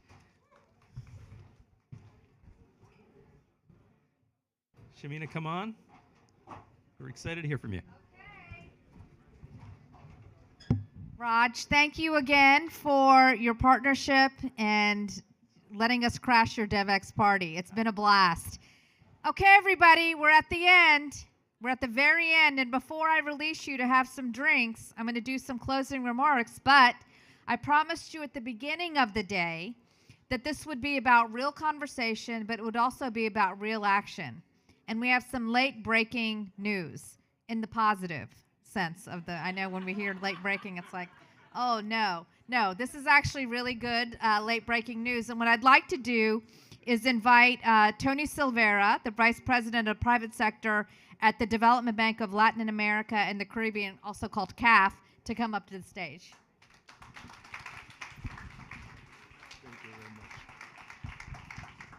How are you guys? Everything all right? Sorry to be wearing a tie, but I was in the IFC building, so it's a part of the dress code. Thank you very much for inviting me, Shalina. You have an So- announcement. Yes, of course. I just arrived, but I heard that you guys were discussing growth, inclusion, technology, SMEs. Wow, a lot of stuff. Digital transformation, and CAF, as the Development Bank for Latin American and Caribbean, is very committed to all this agenda, especially in a region where micro and small enterprises are responsible first, up to 99% of the business and more than 60% of the workplaces all around the region. A part of that, we have on this wave of digital transformation, a very big challenge of dealing with, okay, it's coming, digital transformation in a society that's have a lot of informality. And by the way, part of informality, I love it a lot. Being huggers, kissers, etc. It's fantastic. And not so transactional. Okay, I'm good with that. I'm already old. But apart, when you go to business and when you go to economics, it's a big headache. It's a headache in terms of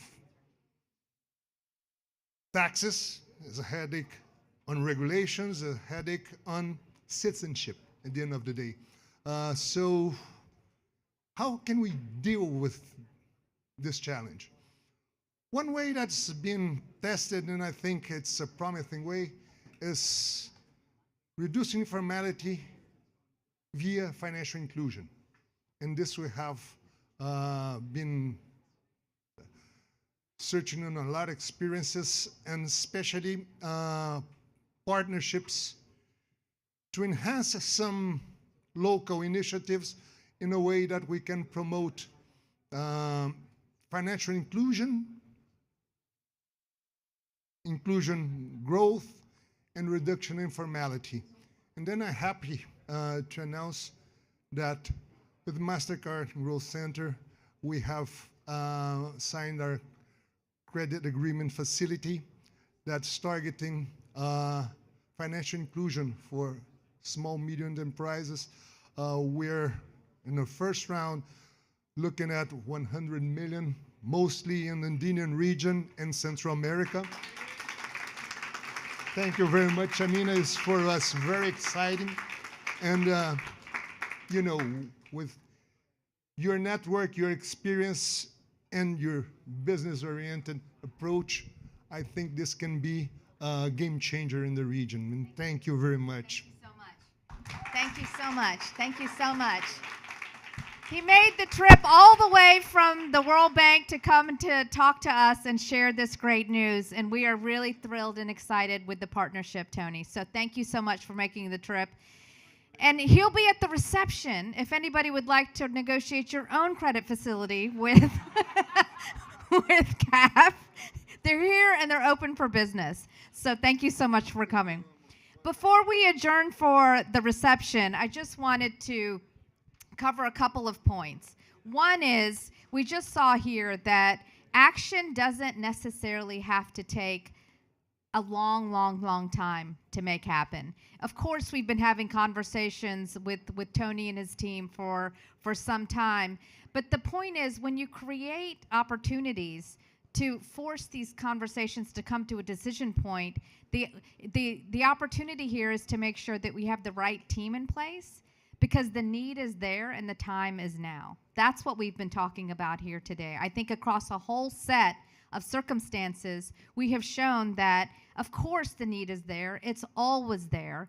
What is it about this moment in time that's creating the market opportunity, the digital transformation opportunity, the consumer protection imperative, and the partnerships that are going to allow us to unlock the productivity that we know so well exists in all of the people that we're trying to serve and the planet that we're trying to protect.